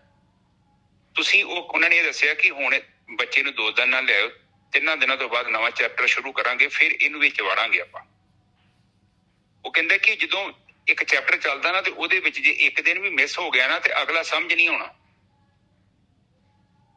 ਇਹ ਨਿਜਰ ਸਾਹਿਬ ਇੱਕ ਪੁਆਇੰਟ ਹੈਗਾ ਜੇ ਇਹ ਕਿ ਜੇ ਜ਼ਿੰਦਗੀ 'ਚ ਆਪਾਂ ਜੋ ਆਪਾਂ ਦੇਖ ਰਹੇ ਹਾਂ ਨਾ ਆਪਣੇ ਸਾਹਮਣੇ ਚੱਲ ਰਿਹਾ ਹੈ, ਜੇਕਰ ਆਪਾਂ ਹਰ ਦਿਨ ਉਹਨੂੰ ਹੋਮਵਰਕ ਨੂੰ ਨਹੀਂ ਕਰਦੇ ਨਾ ਤੇ ਨਿਜਰ ਸਾਹਿਬ ਤੁਹਾਡਾ ਕੱਲ ਦਾ ਜਿਹੜਾ ਗੈਪ ਨਾ ਵੱਧਦਾ ਜਾਣਾ ਵਾ। ਬਿਲਕੁਲ ਵੱਧਦਾ ਜਾਣਾ। ਉਹ ਜਿਹੜਾ ਹੈਗਾ ਪੇਪਰ ਤਾਂ ਉਹੀ ਰਹਿਣਾ ਹੈ ਗੋਰਖੀ ਸਾਹਿਬ, ਸਮਾਂ ਕੱਟ ਜਾਣਾ ਹੈ ਔਰ ਪੇਪਰ ਫਿਰ ਜਿਹੜਾ ਹੈਗਾ ਨਾ ਹਾਰਡ ਹੋ ਜਾਣਾ ਥੋੜਾ। ਕਿਉਂਕਿ ਤੁਹਾਨੂੰ ਤੁਸੀਂ 12 ਘੰਟੇ ਇੱਥੇ ਮਸਤੀ ਨਾਲ ਜੋ ਮਰਜ਼ੀ ਕਰ ਛੱਡਿਆ, ਉਹ ਹੋਰ ਜੁੜ ਜਾਣਾ ਜੇ ਨਾਲ। ਬਿਲਕੁਲ। ਹੁਣ ਘਰ ਨੂੰ ਸਫਾਈ ਕਰਨ ਲਈ 8 ਘੰਟੇ ਲੱਗੇ ਨੇ ਤੇ 2 ਮਿੰਟ 'ਚ ਭਾਵੇਂ ਗੰਦ ਪਾ ਦਾਂ ਮੈਂ। ਹੈਨਾ, ਇਸ ਕਰਕੇ ਜੇ ਤੇ ਸਹੀ ਤਰੀਕੇ ਨਾਲ ਚੱਲਣਾ ਹੈ ਫਿਰ ਤੇ ਪਲੀਜ਼ ਜਿੱਦਾਂ ਲੰਗੋਟਾ ਕੱਸ ਲਓ ਤੇ ਤਿਆਰ ਹੋ ਜਾਓ, ਮਤਲਬ ਫਿਰ ਪਿੱਛੇ ਨਾ ਹੋਇਓ। ਹੈ ਬਿਲਕੁਲ। ਇਹ ਨਾ ਹੋਵੇ ਕਿ 100 ਸਪੀਡ ਆਉਣ ਨੂੰ ਜਾਓ ਤੇ 300 ਸਪੀਡ ਵਾਪਸ ਆ ਜਾਓ ਫਿਰ ਸ਼ਾਮੀ। ਫਾਇਦਾ ਨਹੀਂ ਹੋਣਾ, ਕਿਉਂਕਿ ਇੱਥੇ ਚੜ੍ਹਨਾ ਬੜਾ ਔਖਾ। ਉਤੋਂ ਨਿੱਜਾ ਸਾਹਿਬ 2-3 ਭੋਗ ਲਏ, ਉਹ ਫਿਰ ਆਪਾਂ ਵਾਪਸ ਆ ਜਾਣਾ। ਬਸ ਉੱਥੇ ਹੀ ਆਸੀਲੇਟ ਕਰੀ ਜਾਓ। ਹਾਂ, ਪੇ ਤੇ ਚਿੱਕੜ 'ਚ ਗੱਡੀ ਘੁੰਮੇਗੀ, ਟਾਇਰ ਘੁੰਮੇਗਾ ਜ਼ਰੂਰ, ਪਰ ਤੁਸੀਂ ਪ੍ਰੋਗਰੈਸ ਨਹੀਂ ਕਰਨੀ। ਇਸ ਕਰਕੇ ਨਾ ਠੀਕ ਹੈ ਵੀਰ ਜੀ। ਕੱਲ ਵੀ ਆਪਾਂ ਕੱਲ ਤੇ ਪਰਸੋਂ ਬਾਣੀ 'ਚ ਆਇਆ ਸੀ ਨਾ, ਨਿਤ ਜਪੀਏ ਸਾਸ ਗਰਾਸ ਨਾਉ ਪਰਵਰਦਿਗਾਰ ਦਾ। ਉਹ ਨਿਤ ਕਰਨ ਵਾਲੀ ਗੱਲ ਹੈ ਇਹ, ਹੈ ਨਾ। ਆਪਾਂ ਜਿੱਥੇ ਗੈਪ ਪਾ ਦਿੰਦੇ ਉੱਥੇ ਹੀ ਕੰਮ ਖਰਾਬ ਹੋ ਜਾਂਦਾ, ਫਿਰ ਚਿੱਕੜ 'ਚ ਪਾ ਜਾਂਦਾ, ਫਿਰ ਗੱਡੀ ਉੱਥੇ ਸਲਿੱਪ ਮਾਰੀ ਜਾਂਦੀ ਹੈ। ਠੀਕ ਹੈ। ਆਹ ਦੇਖੋ, ਆਹ ਦੇਖੀਏ। ਹੁਣ ਆਪਾਂ ਬਾਣੀ ਤੇ ਆ ਜਾਈਏ, ਕਥਾ ਫੇਰ ਲੰਬੀ ਹੋ ਗਈ। ਚਲੋ ਕੋਈ ਗੱਲ ਨਹੀਂ। ਸੋ ਮੁਕਤਾ ਸੰਸਾਰ ਜੇ ਗੁਰ ਉਪਦੇਸੀਏ। ਗੁਰ ਉਪਦੇਸਿਆ, ਗੁਰੇ ਉਪਦੇਸਿਆ, ਗੁਰੂ ਨੇ ਰਾਰੇ ਦੀ ਸਿਆਰੀ ਕਹਿੰਦੀ ਹੈ, ਉਹੀ ਮੁਕਤ ਹੋ ਸਕਦਾ ਹੈ, ਹੋਰ ਨਹੀਂ ਮੁਕਤ ਹੋ ਸਕਦਾ ਕੋਈ ਵੀ। ਹਾਂਜੀ ਵੀਰ। ਹਾਂ, ਕਹਿੰਦੇ ਕਿ ਆਤਮ ਗਿਆਨੀ ਬੰਦੇ ਕੋਈ ਗਿਆਨ ਲੈਣਾ ਹੈ, ਇਸ ਕਰਕੇ ਆਪਾਂ ਗੁਰੂਆਂ ਤੋਂ ਗਿਆਨ ਲੈਣਾ ਹੈ। ਕਿਸੇ ਆਮ ਬੰਦੇ ਦਾ, ਕਿਸੇ ਠੱਗ ਦਾ, ਬਹਿਰੂ ਪੀਏ ਦਾ, ਜਿਸਨੇ ਆਪਣਾ ਮੇਕਅਪ ਕਰ ਲਿਆ ਹੋਵੇ, ਉਹ ਤੋਂ ਗਿਆਨ ਨਹੀਂ ਲੈਣਾ। ਕਿਉਂ? ਕਿਉਂਕਿ ਗਲਤ ਬੰਦੇ ਦਾ ਗਿਆਨ ਬਹੁਤ ਮਾੜਾ। ਬਾਣੀ ਕਹਿੰਦੀ ਕੱਚੀ ਬਾਣੀ ਹੈ। ਇਹ ਬੰਦਾ ਜੋ ਬਾਣੀ ਕਹਿੰਦੀ ਫਿਰ ਕਹਿੰਦੇ ਕੱਚੇ ਸੁਣਦੇ, ਕੱਚੇ ਕੱਚੇ ਅੱਖ ਵਖਾਣੀ, ਏਦਾਂ ਦੀ ਲਿਖੀ ਤੁਕ। ਬਿਲਕੁਲ ਕੱਚੀ ਅੱਖ ਵਖਾਣੀ, ਬਿਲਕੁਲ ਸਹੀ ਗੱਲ ਹੈ। ਉਹਨਾਂ ਕੋਲ ਬਿਲਕੁਲ ਨਹੀਂ ਪੈਣਾ। They are very danger people. ਉਹ ਕਹਿੰਦੇ ਆਪ ਡੁੱਬੇ ਹੋਏ ਨੇ ਔਰ ਤੁਹਾਨੂੰ ਵੀ ਕਹਿੰਦੇ ਆ ਜਾਓ, ਉੱਥੇ ਨਹੀਂ ਜਾਣਾ। ਅਕਲੀ ਸਾਹਿਬ ਸੇਵੀਏ, ਅਕਲੀਏ ਕੀਜੀਏ ਦਾਨ। ਬਾਣੀ ਕਹਿੰਦੀ ਬਿਲਕੁਲ ਬਲਾਈਂਡ ਫੇਥ ਨਹੀਂ ਕਰਨਾ। ਕੰਪੇਅਰ ਕਰੋ, ਗਿਆਨ ਨੂੰ ਕੰਪੇਅਰ ਕਰੋ। ਆ ਬਾਣੀ ਦੇ ਵਿੱਚ, ਬਾਣੀ 'ਚ ਆਪ ਜਸਟ ਦੇਖੋ। ਮੈਂ ਮਾਤਾ ਮੈਨੂੰ ਕਹਿੰਦੀ, ਕਹਿੰਦੀ ਪੁੱਤ ਬਾਬਾ ਦੀਪ ਸਿੰਘ ਜੀ ਨੇ ਕਿੰਨੀ ਬਾਣੀ ਲਿਖੀ, ਕਿਤੇ ਉਹਨਾਂ ਥੱਲੇ ਸਿਗਨੇਚਰ ਕੀਤੇ ਕਿ ਮੈਂ ਲਿਖੀ ਆ। ਬਾਬੇ ਬੁੱਢੇ ਸਾਹਿਬ ਜੀ ਦਾ ਨਾਂ ਆਇਆ ਵਿੱਚ ਨਿੱਜਾ ਸਾਹਿਬ ਨਾ। ਆਪ ਜਸਟ ਸੋਚੋ ਕਿ ਉਹ ਬੰਦੇ ਕਿੱਥੇ ਬੈਠੇ ਨੇ। ਇੱਥੇ ਮਾੜਾ ਜਿਹਾ ਮੈਂ ਘਰ ਬਣਾਇਆ ਵਾ, ਮਗਰ ਨਾਲ ਖਾਲੀ ਨਾ ਮੈਂ ਚਰਨਜੀਤ ਸਿੰਘ ਮੇਰਾ ਨਾਮ ਆ ਕਥਾ 'ਚ ਵੀ ਲਿਖੀ ਜਾਂਦਾ ਵਾ, ਪਰ ਉਹਨਾਂ ਨੇ ਲਿਖੇ। ਕਿਤੇ ਮਾੜਾ ਮੋਟਾ ਸਾਈਨ ਕੀ ਸੇਵਾ। ਵਾਹਿਗੁਰੂ ਜੀ, ਗੁਰੂ ਗੋਬਿੰਦ ਸਿੰਘ ਜੀ ਨੇ ਆਪ ਦਾ ਨਾਮ ਨਹੀਂ ਲਿਖਿਆ ਕਿ ਗੁਰੂ ਗ੍ਰੰਥ ਸਾਹਿਬ ਵਿੱਚ। ਹਾਂ ਦੇਖੋ ਜੀ, ਉਹ ਤੇ ਵੇਖੋ ਉਹ ਕਿਹੜੀਆਂ ਸ਼ਖਸੀਅਤਾਂ ਨੇ। ਇੱਥੇ ਮਾੜਾ ਜਿਹਾ ਬੰਦਾ ਜੀ ਮੈਂ ਬ੍ਰਹਮ ਗਿਆਨੀ, ਲਿਖੋ ਜੀ ਬ੍ਰਹਮ ਗਿਆਨੀ। ਏਦਾਂ ਤੂੰ ਲਿਖਣ ਦੇ ਨਾਲ ਬ੍ਰਹਮ ਗਿਆਨੀ ਬਣ ਜਾਏਗਾ, ਪਰ ਉਹ ਨਹੀਂ ਲਿਖਦੇ। ਗੁਰੂ ਵੇਖੋ, ਸਾਰੇ ਗੁਰੂ ਨਾਨਕ ਸਾਹਿਬ ਤੋਂ ਬਾਅਦ ਤੇ ਉਹਨਾਂ ਨੇ ਮਹਲਾ ਹੀ ਲਿਖਿਆ ਹੈ, ਪਹਿਲਾ, ਦੂਜਾ, ਤੀਜਾ, ਚੌਥਾ, ਪੰਜਵਾਂ, ਛੇਵਾਂ, ਸੱਤਵਾਂ, 8ਵਾਂ, 9ਵਾਂ, 10ਵਾਂ। ਨਾਂ ਤੱਕ ਨਹੀਂ ਲਿਖੇ। ਕਿਉਂ ਨਹੀਂ ਲਿਖੇ? ਜ਼ਰੂਰਤ ਨਹੀਂ ਹੈ। ਜਿਹਨੇ ਜਾਣਨਾ ਹੈ ਉਹ ਜਾਣ ਚੁੱਕਿਆ ਹੈ। ਬੰਦਿਆਂ ਨੂੰ ਕੀ ਚਿਣਾਉਣਾ ਹੈ ਆਪਾਂ, ਕੀ ਕਹਿਣਾ ਲੋਕਾਂ ਨੂੰ? ਇਹ ਜਸਟ ਸੋਚੋ ਕਿੰਨੀ ਵੱਡੀ ਗੱਲ ਹੈ। ਤੇ ਇਹ ਲੋਕ ਕਹਿੰਦੇ ਸਾਡੇ ਤੁਸੀਂ ਤਸਵੀਰ ਆਪਣੀ ਅੱਖਾਂ ਦੇ ਗਾੜੀ ਲਿਆਓ। ਆਪ ਜਸਟ ਸੋਚੋ ਕਿ ਇੱਕ ਚੀਜ਼ ਸਹੀ ਆ। ਗੁਰੂ ਗ੍ਰੰਥ ਸਾਹਿਬ 'ਚ ਇੱਕ ਤੁਕ ਨਹੀਂ ਆਉਂਦੀ, ਸਾਰੀ ਬਾਣੀ ਇਹ ਲੋਕ ਵਰਤਦੇ ਨੇ। A to Z ਲਾਈਨਾਂ ਬਾਬਾ ਜੀ ਦੀਆਂ ਯੂਜ਼ ਕਰਦੇ, ਤੁਕਾਂ ਯੂਜ਼ ਕਰਦੇ, ਪਰ ਉੱਥੇ ਜਾ ਕੇ ਇਹ ਲੋਕ ਕੀ ਕਰਦੇ ਆ ਕਿ ਬਾਣੀ ਦਾ ਯੂਜ਼ ਕਰਦੇ ਆ, ਇਸਤੇਮਾਲ ਕਰਦੇ ਆ। ਉਹ ਨਹੀਂ ਚਾਹੁੰਦੇ ਕਿ ਤੁਸੀਂ ਕੋਈ ਧਾਰਮਿਕ ਬਣ ਜਾਓ, ਕੁਝ ਰੱਬ ਨੂੰ ਲੱਭ ਲਓ, ਕਿਉਂਕਿ ਵਿਚਾਰੇ ਆਪ ਤੇ ਗਵਾਚੇ ਆ। ਇਹ ਕਰਦੇ ਕਿ ਆਪਣੀ, ਜਿੱਦਾਂ ਮੈਂ ਆਪਣੀ ਕਿਸੇ ਚੀਜ਼ ਨੂੰ ਢੱਕਣਾ ਚਾਹਵਾਂ ਤੇ ਮੈਂ ਕੀ ਕਰਾਂਗਾ ਕਿ ਮੈਂ ਕੱਪੜਾ ਲੈ ਆਵਾਂ, ਪਰ ਕੱਪੜੇ ਦੇ ਪਾਉਣ ਦੇ ਨਾਲ ਮੇਰੀ ਜਿਹੜੀ ਸਰੀਰ ਦੀ ਕਰੂਪਤਾ ਹੈ ਉਹ ਢੱਕੀ ਤੇ ਜਾ ਸਕਦੀ ਹੈ, ਪਰ ਅੰਦਰੋਂ ਖਤਮ ਨਹੀਂ ਹੋਣੀ। ਬਾਣੀ ਇਸੇ ਕਰਕੇ ਕਹਿੰਦੀ ਹੈ। ਸੋ ਕਿੰਨਾ ਦਾ ਉਪਦੇਸ਼ ਲੈਣਾ ਹੈ? ਜਿਹੜੇ ਬ੍ਰਹਮ ਗਿਆਨੀ ਨੇ, ਉਸ ਤੋਂ ਘੱਟ ਗਿਆਨ ਨਹੀਂ ਲੈਣਾ। ਕਹਿੰਦੇ ਕਿ ਆਮ ਬੰਦੇ ਦਾ ਬਿਲਕੁਲ ਹੀ ਗਿਆਨ ਨਹੀਂ ਲੈਣਾ। ਜਿਹੜਾ ਬੰਦਾ ਆਰਡੀਨਰੀ ਪੀਪਲ ਡੋਂਟ ਟੇਕ ਐਨੀ ਗਿਆਨ ਫਰੋਮ ਹਿਮ। ਵੈਰੀ ਸਿੰਪਲ, ਬਾਣੀ ਇਹ ਕਹਿ ਰਹੀ ਹੈ ਜੀ। ਠੀਕ ਹੈ ਜੀ, ਪਲੀਜ਼। ਕਿਉਂ? ਕਿਉਂਕਿ ਉਹ ਬੰਦੇ ਨੇ ਕਿਤੇ ਜਹਾਜ਼ ਬਣਾਇਆ ਹੀ ਨਹੀਂ। ਉਹ ਬੰਦੇ ਦੇ ਕੋਈ ਬਣਾਈ ਹੋਈ ਚੀਜ਼ ਤੁਹਾਨੂੰ ਦੇਤੀ, ਅਗਲੇ ਬੰਦੇ ਹੈ ਹੀ ਨਹੀਂ, ਤੁਹਾਨੂੰ ਕਿੱਥੇ ਲੈ ਗਿਆ? ਆਤਮਾ ਦੇ ਵਿੱਚ ਕਿੱਥੇ? ਉਹਦੀ ਤੇ ਆਤਮਾ ਹੀ ਅਲੱਗ ਹੈ, ਉਹਨੂੰ ਪਤਾ ਹੀ ਨਹੀਂ ਆਤਮਾ ਕੀ ਹੈ। ਉਹਨੇ ਗਿਆਨ ਜਿਹੜਾ ਕਰਾ ਦੇਣਾ ਕਲਪਨਿਕ ਗਿਆਨ, ਅੱਗੇ ਸਤਿਗੁਰੂ ਆਊਗਾ, ਸਤਿਗੁਰੂ ਪਤਾ ਨਹੀਂ ਕਿੱਥੇ ਭਾਊਗਾ, ਤੁਹਾਨੂੰ ਪਤਾ ਨਹੀਂ ਕਿੱਥੇ, ਐਰਾ ਵਗੈਰਾ। ਐਸੀਆਂ ਐਗਜ਼ਾਮਪਲਸ ਕੇਵਲ ਗੱਲਾਂ, ਕਲਪਨਾ। ਇਨਸਾਨ ਦੀ ਬੁੱਧੀ ਕੀ ਹੈ? ਆਪ ਜਸਟ ਸੋਚੋ ਕਿ ਇੰਨੀ ਬਾਣੀ ਹੋਈ ਆ, ਕਿਤੇ ਇਹਨਾਂ ਨੇ ਆਤਮਾ ਦੇ ਬਾਰੇ ਦੱਸਿਆ ਕਿ ਆਤਮਾ ਏਦਾਂ ਦੀ ਆ? ਕਿਤੇ ਕਿਹਾ, ਸੁਣਿਆ? ਕਾਲੀ ਆ, ਪੀਲੀ ਆ, ਨੀਲੀ ਆ, ਹਰੀ ਆ? ਨਹੀਂ ਦੱਸਿਆ। ਕਿਉਂ ਨਹੀਂ ਦੱਸਿਆ? ਕਿਉਂਕਿ ਆਤਮਾ ਪਰਮਾਤਮਾ ਦੇ ਬਾਰੇ ਨਹੀਂ ਦੱਸਿਆ ਜਾ ਸਕਦਾ।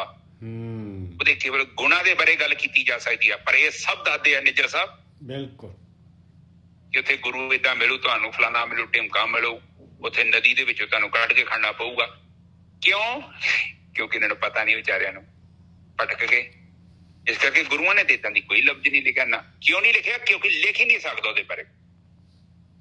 ਹੁਣ ਤੁਸੀਂ ਕੋਈ ਚੀਜ਼ ਪੀ ਲਈ, ਉਹਦਾ ਤੁਹਾਨੂੰ ਟੇਸਟ ਦਾ ਪਤਾ ਲੱਗ ਗਿਆ, ਤੇ ਕਿਤਾਬਾਂ ਚ ਉਹਦੇ ਬਾਰੇ ਕੋਈ ਲਿਖ ਥੋੜੀ ਸਕਦਾ ਹੈ ਜਾਂ ਇਹਦਾ ਸਵਾਦ ਏਦਾਂ ਦਾ ਜੀ, ਇਹਦੇ ਵਰਗਾ। ਹਾਂ, ਇਹ ਦੱਸਣਗੇ ਕਿ ਹਾਂ ਬਈ ਇਹ ਫਰੂਟ ਦਾ ਸਵਾਦ ਇਹ ਫਲਾਨੇ ਫਰੂਟ ਵਰਗਾ ਹੈ, ਥੋੜਾ ਜਿਹਾ ਮਿਲਦਾ ਹੈ ਇੰਨਾ, ਜਾਂ ਮਿੱਠਾ ਕਹਿ ਦੇਣਗੇ ਜਾਂ ਕੌੜਾ ਕਹਿ ਦੇਣਗੇ ਜਾਂ ਫਿੱਕਾ ਕਹਿ ਦੇਣਗੇ।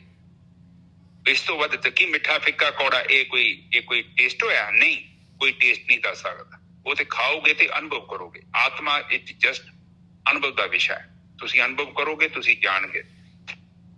ਜੇਕਰ ਅਨੁਭਵ ਨਹੀਂ ਕੀਤਾ, ਕੇਵਲ ਪੜ੍ਹਿਆ, ਉਹ ਕੇਵਲ ਪਰਮਾਤਮਾ ਦੇ ਬਾਰੇ ਪੜ੍ਹਿਆ, ਪਰਮਾਤਮਾ ਦੇ ਬਾਰੇ ਜਾਣਿਆ, ਪਰਮਾਤਮਾ ਨੂੰ ਨਹੀਂ ਜਾਣਿਆ ਤੁਸੀਂ। ਜੇ ਕੋਈ ਤੁਸੀਂ ਬਾਣੀ ਵੀ ਪੜ੍ਹਦੇ ਜੋ ਨਾ, you just reading about the god, you don't know about the god. ਉਹ ਕਹਿੰਦੇ ਆ ਕਿ ਤੂੰ ਪਰਮਾਤਮਾ ਦੇ ਬਾਰੇ ਪੜ੍ਹੇਗਾ, ਉਹ ਇੱਕ ਅਲੱਗ ਚੀਜ਼ ਹੀ, ਤੂੰ ਪਰਮਾਤਮਾ ਨੂੰ ਜਾਣਨਾ ਹੀ। ਕਬੀਰ ਸਾਹਿਬ ਕਹਿੰਦੇ ਰਾਮ ਕਬੀਰਾ ਏਕ ਭਏ ਕੋਈ ਨਾ ਸਕੇ ਪਛਾਣੀ। ਉਹ ਇਹ ਨਹੀਂ ਕਹਿ ਰਿਹਾ ਕਿ ਮੈਂ ਪਰਮਾਤਮਾ ਨੂੰ ਜਾਣ ਗਿਆ, ਉਹ ਕਹਿੰਦੇ ਆ ਕਿ ਰੱਬ, ਮੈਂ ਤੇ ਕਬੀਰ ਇੱਕ ਹੋ ਗਏ ਆ। ਹਾਂ, ਮੈਂ ਪਰਮਾਤਮਾ ਦੇ ਬਾਰੇ ਪੜ੍ਹਦਾ ਨਹੀਂ ਆ ਪਿਆ ਕਿ ਪਰਮਾਤਮਾ ਬੜਾ ਵੱਡਾ ਤੇ ਫਲਾਨਾ ਐ ਤੇ ਢਿਮਕਾ ਹੈ। ਨਹੀਂ, ਮੈਂ ਪਰਮਾਤਮਾ ਨੂੰ ਅਨੁਭਵ ਕਰ ਰਿਹਾ। ਇੱਕ ਹੋ ਗਏ ਹੀ, ਦੋ ਨਹੀਂ ਹੈਗੇ ਹੁਣ। ਕਿਉਂ? ਜਾਣਨ ਵਾਲਾ ਤੇ ਜਿਹਨੇ ਇੱਕ ਤੇ ਜਿਹਨੂੰ ਜਾਣਨਾ ਹੈ ਆਪਾਂ, ਤੇ ਇੱਕ ਜਿਹੜਾ ਜਾਣਨ ਵਾਲਾ ਹੈ, ਦੋ ਨਹੀਂ ਜੀ ਹੈਗੇ। ਆਖਰ ਤੇ ਜਦੋਂ ਤੁਸੀਂ ਆਤਮਾ ਤੱਤ ਚੱਲ ਗਏ ਤੇ ਇੱਕ ਹੋ ਜਾਣਾ ਜੀ ਤੁਸੀਂ। ਤੇ ਜੇਕਰ ਅਜੇ ਤੱਕ ਤੁਹਾਨੂੰ ਦਿਖਦਾ ਹੈ ਪ੍ਰਕਾਸ਼ ਨੀਲਾ, ਪੀਲਾ, ਹਰਾ, ਤੁਸੀਂ ਕਿਤੇ ਤਾਂ ਜਾਂਦੇ ਥਾਂ ਜਾਣਦੇ ਜੋ, ਇਹ ਤਾਂ ਮਤਲਬ ਦੋ ਚੀਜ਼ਾਂ ਬਣੀਆਂ ਨੇ, ਅਜੇ ਬਣਿਆ ਵਾ। ਆਤਮਾ ਦੇ ਵਿੱਚ ਕੋਈ ਅਨੁਭਵ ਨਹੀਂ ਹੈਗਾ। ਬਾਣੀ ਕਹਿੰਦੀ ਅਨੁਭਵ ਰਹਿਤ ਅਨੁਭਵ, ਜਿੱਥੇ ਸਾਰੇ ਅਨੁਭਵ ਸਟਾਪ ਹੋ ਗਏ। ਕਿਉਂ ਸਟਾਪ ਹੋ ਗਏ? ਮੰਜ਼ਿਲ ਤੇ ਪਹੁੰਚ ਗਏ ਤੁਸੀਂ। ਸਫ਼ਰ ਦੇਖੋ, ਜਦ ਤੱਕ ਆਪਾਂ ਸਫ਼ਰ ਹੁੰਦਾ ਹੈ ਨਾ ਤੇ ਆਪਾਂ ਬੱਸ 'ਚ ਬੈਠੇ ਆ, ਪਰ ਜਦੋਂ ਮੰਜ਼ਿਲ ਤੇ ਪਹੁੰਚ ਗਏ ਤੇ ਬੱਸ ਤੋਂ ਬਾਹਰ ਆ ਗਏ ਆਪਾਂ, ਸਟਾਪ, ਜਰਨੀ ਸਟਾਪ ਹੋ ਗਈ ਆ। ਤੇ ਜੇਕਰ ਜਰਨੀ 'ਚ ਆਪਾਂ ਚੱਲ ਰਹੇ ਹਾਂ ਤੇ ਫਿਰ ਸੱਜੇ ਬੰਨੇ ਟਰੱਕ ਟਰੁੱਕ ਦਿਖਦੇ ਆ, ਕਾਰਾਂ ਦਿਖਦੀਆਂ, ਸੜਕਾਂ ਦਿਖਦੀਆਂ, ਆਪਾਂ ਜਾ ਰਹੇ ਹਾਂ। ਤੇ ਜਦੋਂ ਮੰਜ਼ਿਲ ਤੇ ਪਹੁੰਚ ਗਏ ਤੇ ਸਭ ਕੁਝ ਸਟਾਪ ਹੋ ਗਿਆ। ਹਾਂਜੀ, ਅਗਲੀ ਤੋਂ ਬੋਲੋ ਨਿੱਜਰ ਸਾਹਿਬ ਪਲੀਜ਼। ਇਹ ਪੌੜੀ ਦੇ ਵਿੱਚ ਗੋਰਖੀ ਸਾਹਿਬ ਦੇਖੋ, ਮੇਨ ਗੱਲ ਹੈਗੀ ਆ ਵੀ ਗੁਰੂ ਦਾ ਉਪਦੇਸ਼ ਲੈਣਾ।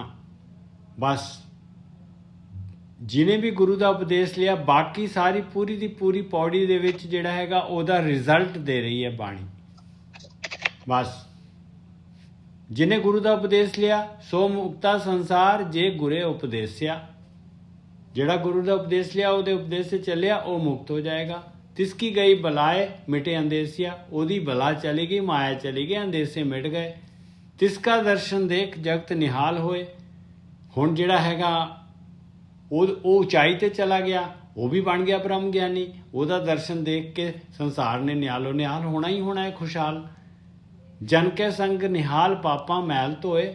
ਐਸਾ ਜਨ ਜਿਹੜਾ ਹੈਗਾ ਜਿਹਨੇ ਗੁਰੂ ਤੋਂ ਉਪਦੇਸ਼ ਲੈ ਕੇ ਕਮਾ ਕੇ ਜਿਹੜੇ ਆਪ ਉਸ ਜਗ੍ਹਾ ਤੇ ਪਹੁੰਚ ਗਿਆ, ਉਹਦੇ ਕਹਿੰਦੇ ਉਹਦੀ ਸੰਗਤ ਕਰਕੇ ਜਿਹੜਾ ਨਿਹਾਲੋ ਨਿਹਾਲ ਹੋ ਜਾਣਾ, ਪਾਪਾਂ ਦੀ ਮੈਲ ਚਲੇ ਜਾਣੀ ਹੈ।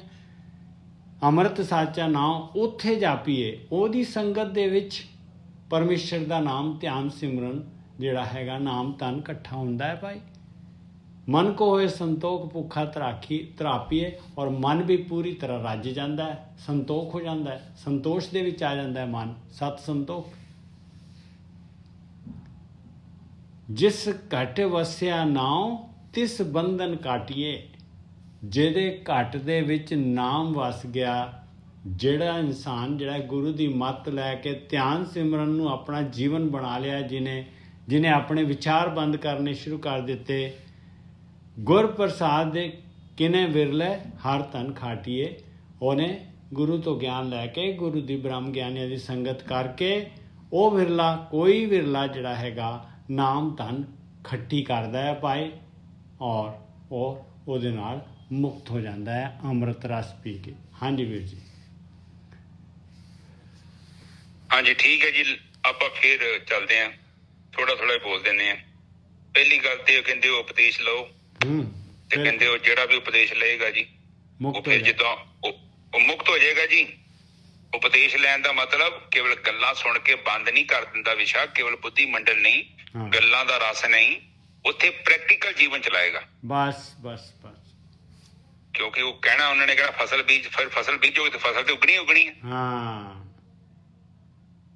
ਪੰਗਾ ਤੇ ਹੈ ਨਾ ਕਿ ਆਪਾਂ ਫਸਲ ਬੀਜਣਾ ਨਹੀਂ ਨਾ ਚਾਹੁੰਦੇ, ਅਸੀਂ ਕੱਦੂ ਵੀ ਕਰਦੇ ਆ, ਉੱਥੇ ਸੁਹਾਗੇ ਮਾਰੀ ਜਾਂਦੇ ਆ, ਖਾਦਾਂ ਪਾਉਂਦੇ ਆ, ਪਰ ਬੀਜ ਨਹੀਂ ਲਾਉਂਦੇ। ਬੀਜ ਹੈਗਾ ਕਰਮ, ਕਿ ਕਰਮ ਤੋਂ ਬਿਨਾਂ ਤੇ ਉਹ ਉੱਥੇ ਹੁਣ ਤੁਸੀਂ ਉੱਥੇ ਕੀ ਬੀਜੀ ਜਾਂਦੇ ਆ ਫਸਲ ਚ। ਬਸ ਹੁਣ ਗਲਤ ਚੀਜ਼ ਬੀਜੋਗੇ ਤੇ ਗਲਤ ਵੀ ਉਗਣੀ ਆ। ਹੁਣ ਭਾਵੇਂ ਮੈਂ ਜਿੱਡੀ ਮਰਜ਼ੀ ਵਧੀਆ ਜ਼ਮੀਨ ਤਿਆਰ ਕੀਤੀ ਆ, ਗੱਲ ਖਤਮ ਹੋਣੀ ਜੇ ਉਹ ਬੀਜ ਤੇ ਤੁਸੀਂ ਬੀਜਿਆ ਕੀ ਮੁੜ ਕੇ? ਬੀਜੇ ਤਾਂ ਕਾਮ ਕ੍ਰੋਧ ਲੋਭ ਮੋਹ ਹੰਕਾਰ ਆ, ਤੇ ਫਿਰ ਉਗਣੇ ਵੀ ਉਹ ਹੀ ਆ। ਇਸ ਕਰਕੇ ਉਗਦੇ ਪਏ ਥੋੜੇ ਉਗਣ ਦੇ, ਲੋਕਾਂ ਨੇ ਬੀਜੇ ਹੀ ਉਹ ਆ।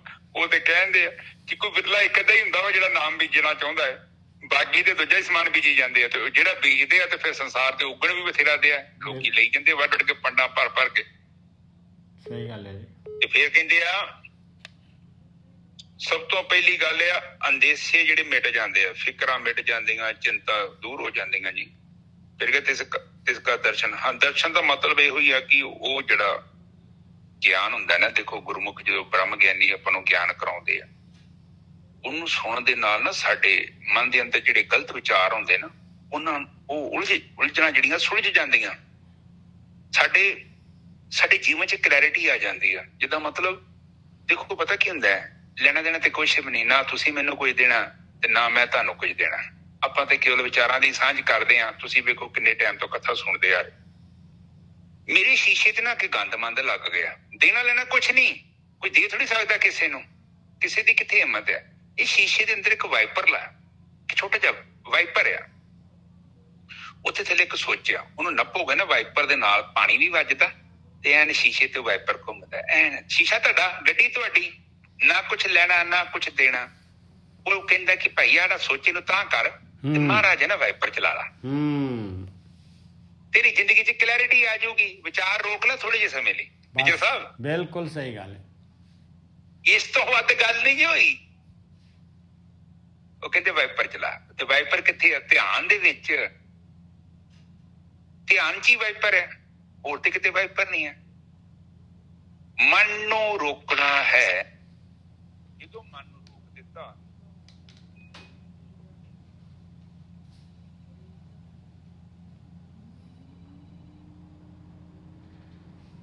ਤੁਹਾਡੀ ਆਵਾਜ਼ ਜਦੋਂ ਮਨ ਹਾਂ ਨੇ ਜਿਸ ਵਿੱਚ ਫੋਨ ਕਰ ਦਿੱਤਾ, ਕੱਲ ਵੀ ਫੋਨ ਕਰ ਰਹੇ ਸੀ, ਅੱਜ ਫੇਰ ਮੈਂ ਬਾਅਦ ਚ ਕਰਕੇ ਉਹਨਾਂ ਨੂੰ ਕਨਫਰਮ ਕਰਨਾ, ਸ਼ਾਇਦ ਉਹਨਾਂ ਨੂੰ ਮੀਟਿੰਗ 'ਚ ਪ੍ਰੋਬਲਮ ਆ ਰਹੀ।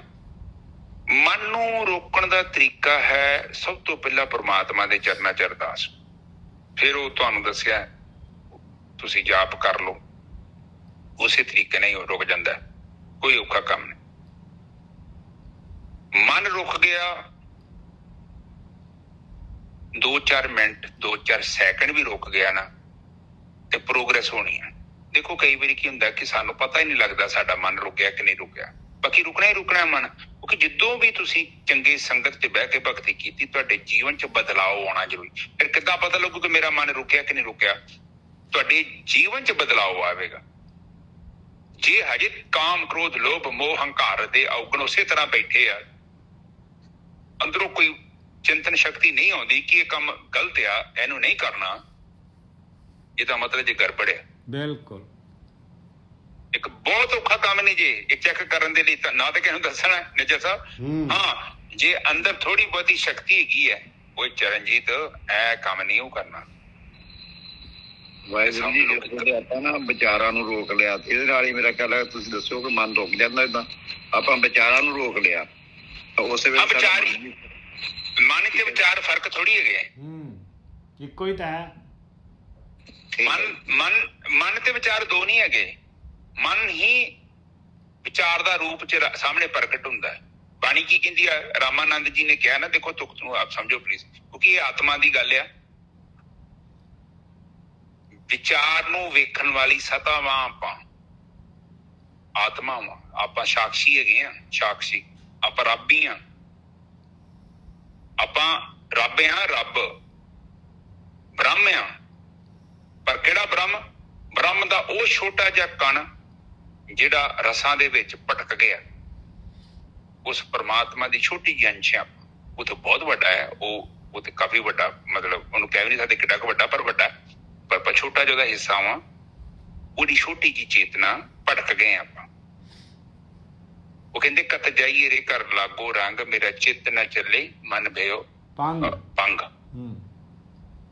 ਮੇਰਾ ਚਿੱਤ ਨਾ ਚੱਲੇ। ਜਦੋਂ ਚਿੱਤ ਹੀ ਨਹੀਂ ਚੱਲੂਗਾ ਤੇ ਮਨ ਕੀ ਕਰੂਗਾ? ਮਨ ਉੱਥੇ ਬਹਿ ਜਾਂਦਾ।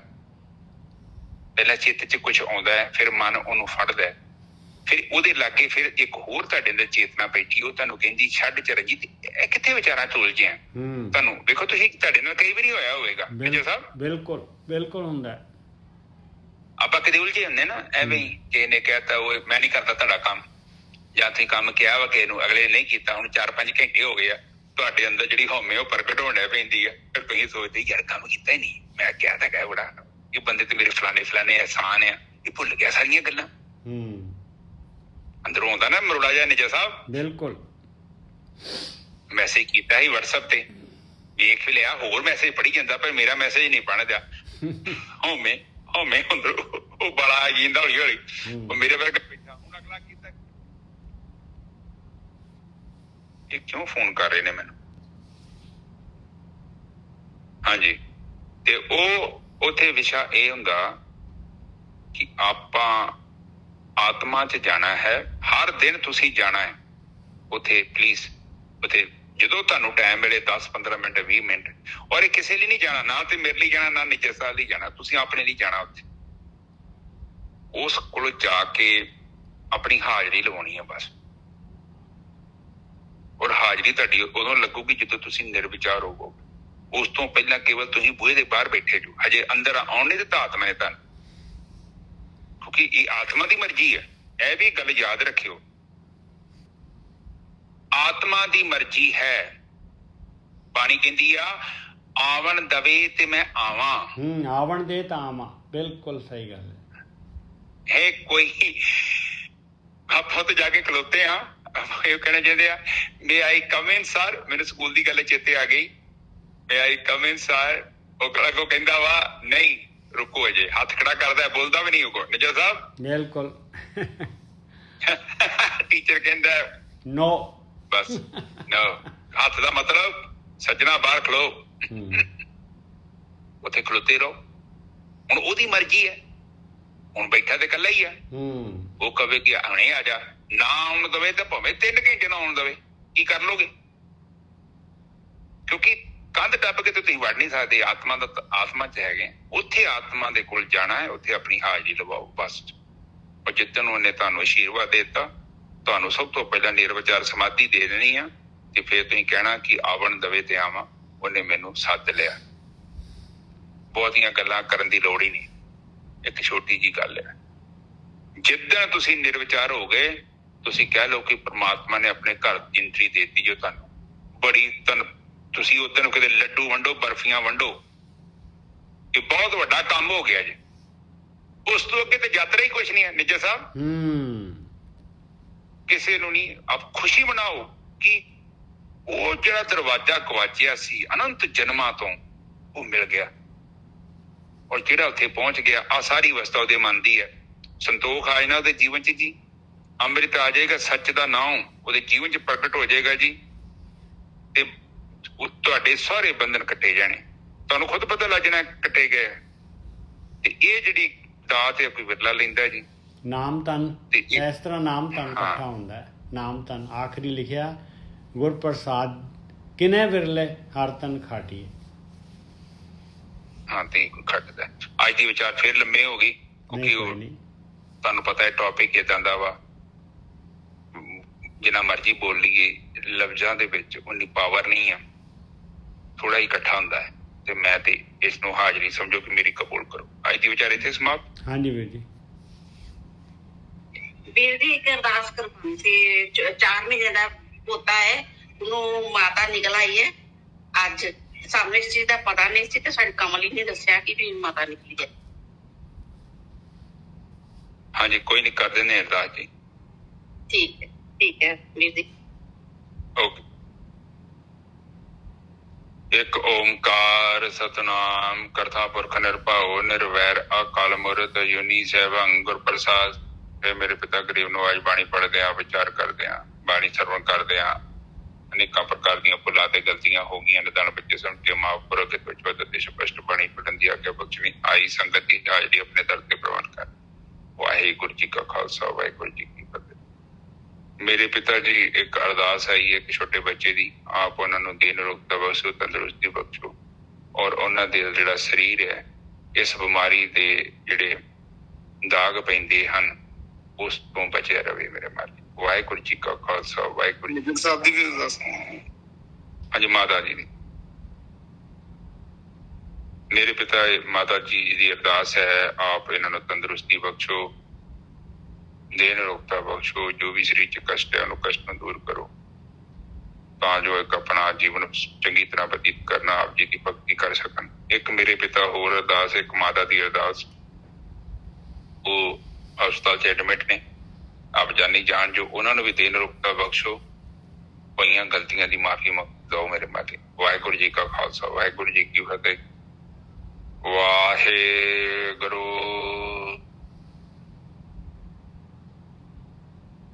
ਵਾਹਿਗੁਰੂ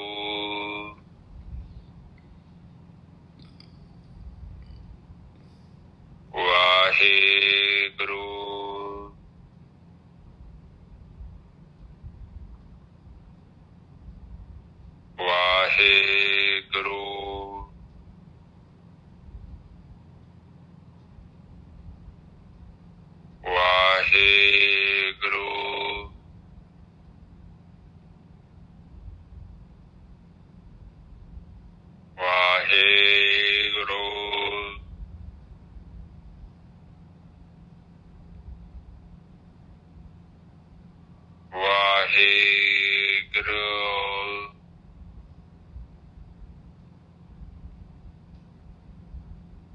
ਵਾਹਿਗੁਰੂ ਵਾਹਿਗੁਰੂ ਵਾਹਿਗੁਰੂ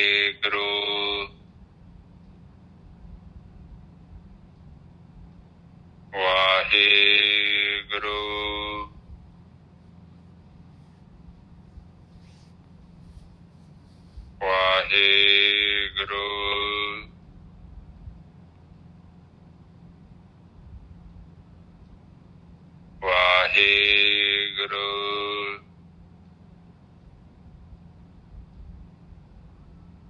ਵਾਹਿਗੁਰੂ ਵਾਹਿਗੁਰੂ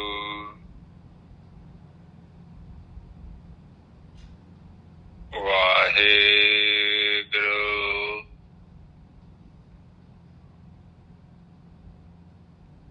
ਵਾਹਿਗੁਰੂ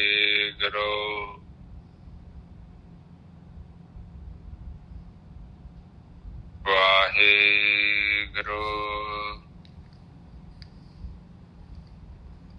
ਵਾਹਿਗੁਰੂ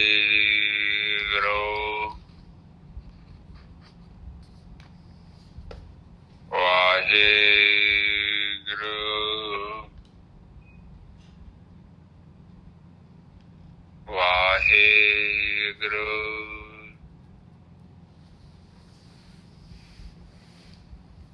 ਵਾਹਿਗੁਰੂ। ਹੁਣ ਸਾਧ ਸੰਗਤ ਜੀ ਤੁਸੀਂ ਚੁੱਪ ਹੋ ਜਾਓ। ਵਾਹਿਗੁਰੂ ਵਾਹਿਗੁਰੂ ਵਾਹਿਗੁਰੂ ਵਾਹਿਗੁਰੂ ਵਾਹਿਗੁਰੂ ਵਾਹਿਗੁਰੂ ਵਾਹਿਗੁਰੂ ਵਾਹਿਗੁਰੂ ਵਾਹਿਗੁਰੂ ਜੀ ਕਾ ਖਾਲਸਾ ਵਾਹਿਗੁਰੂ ਜੀ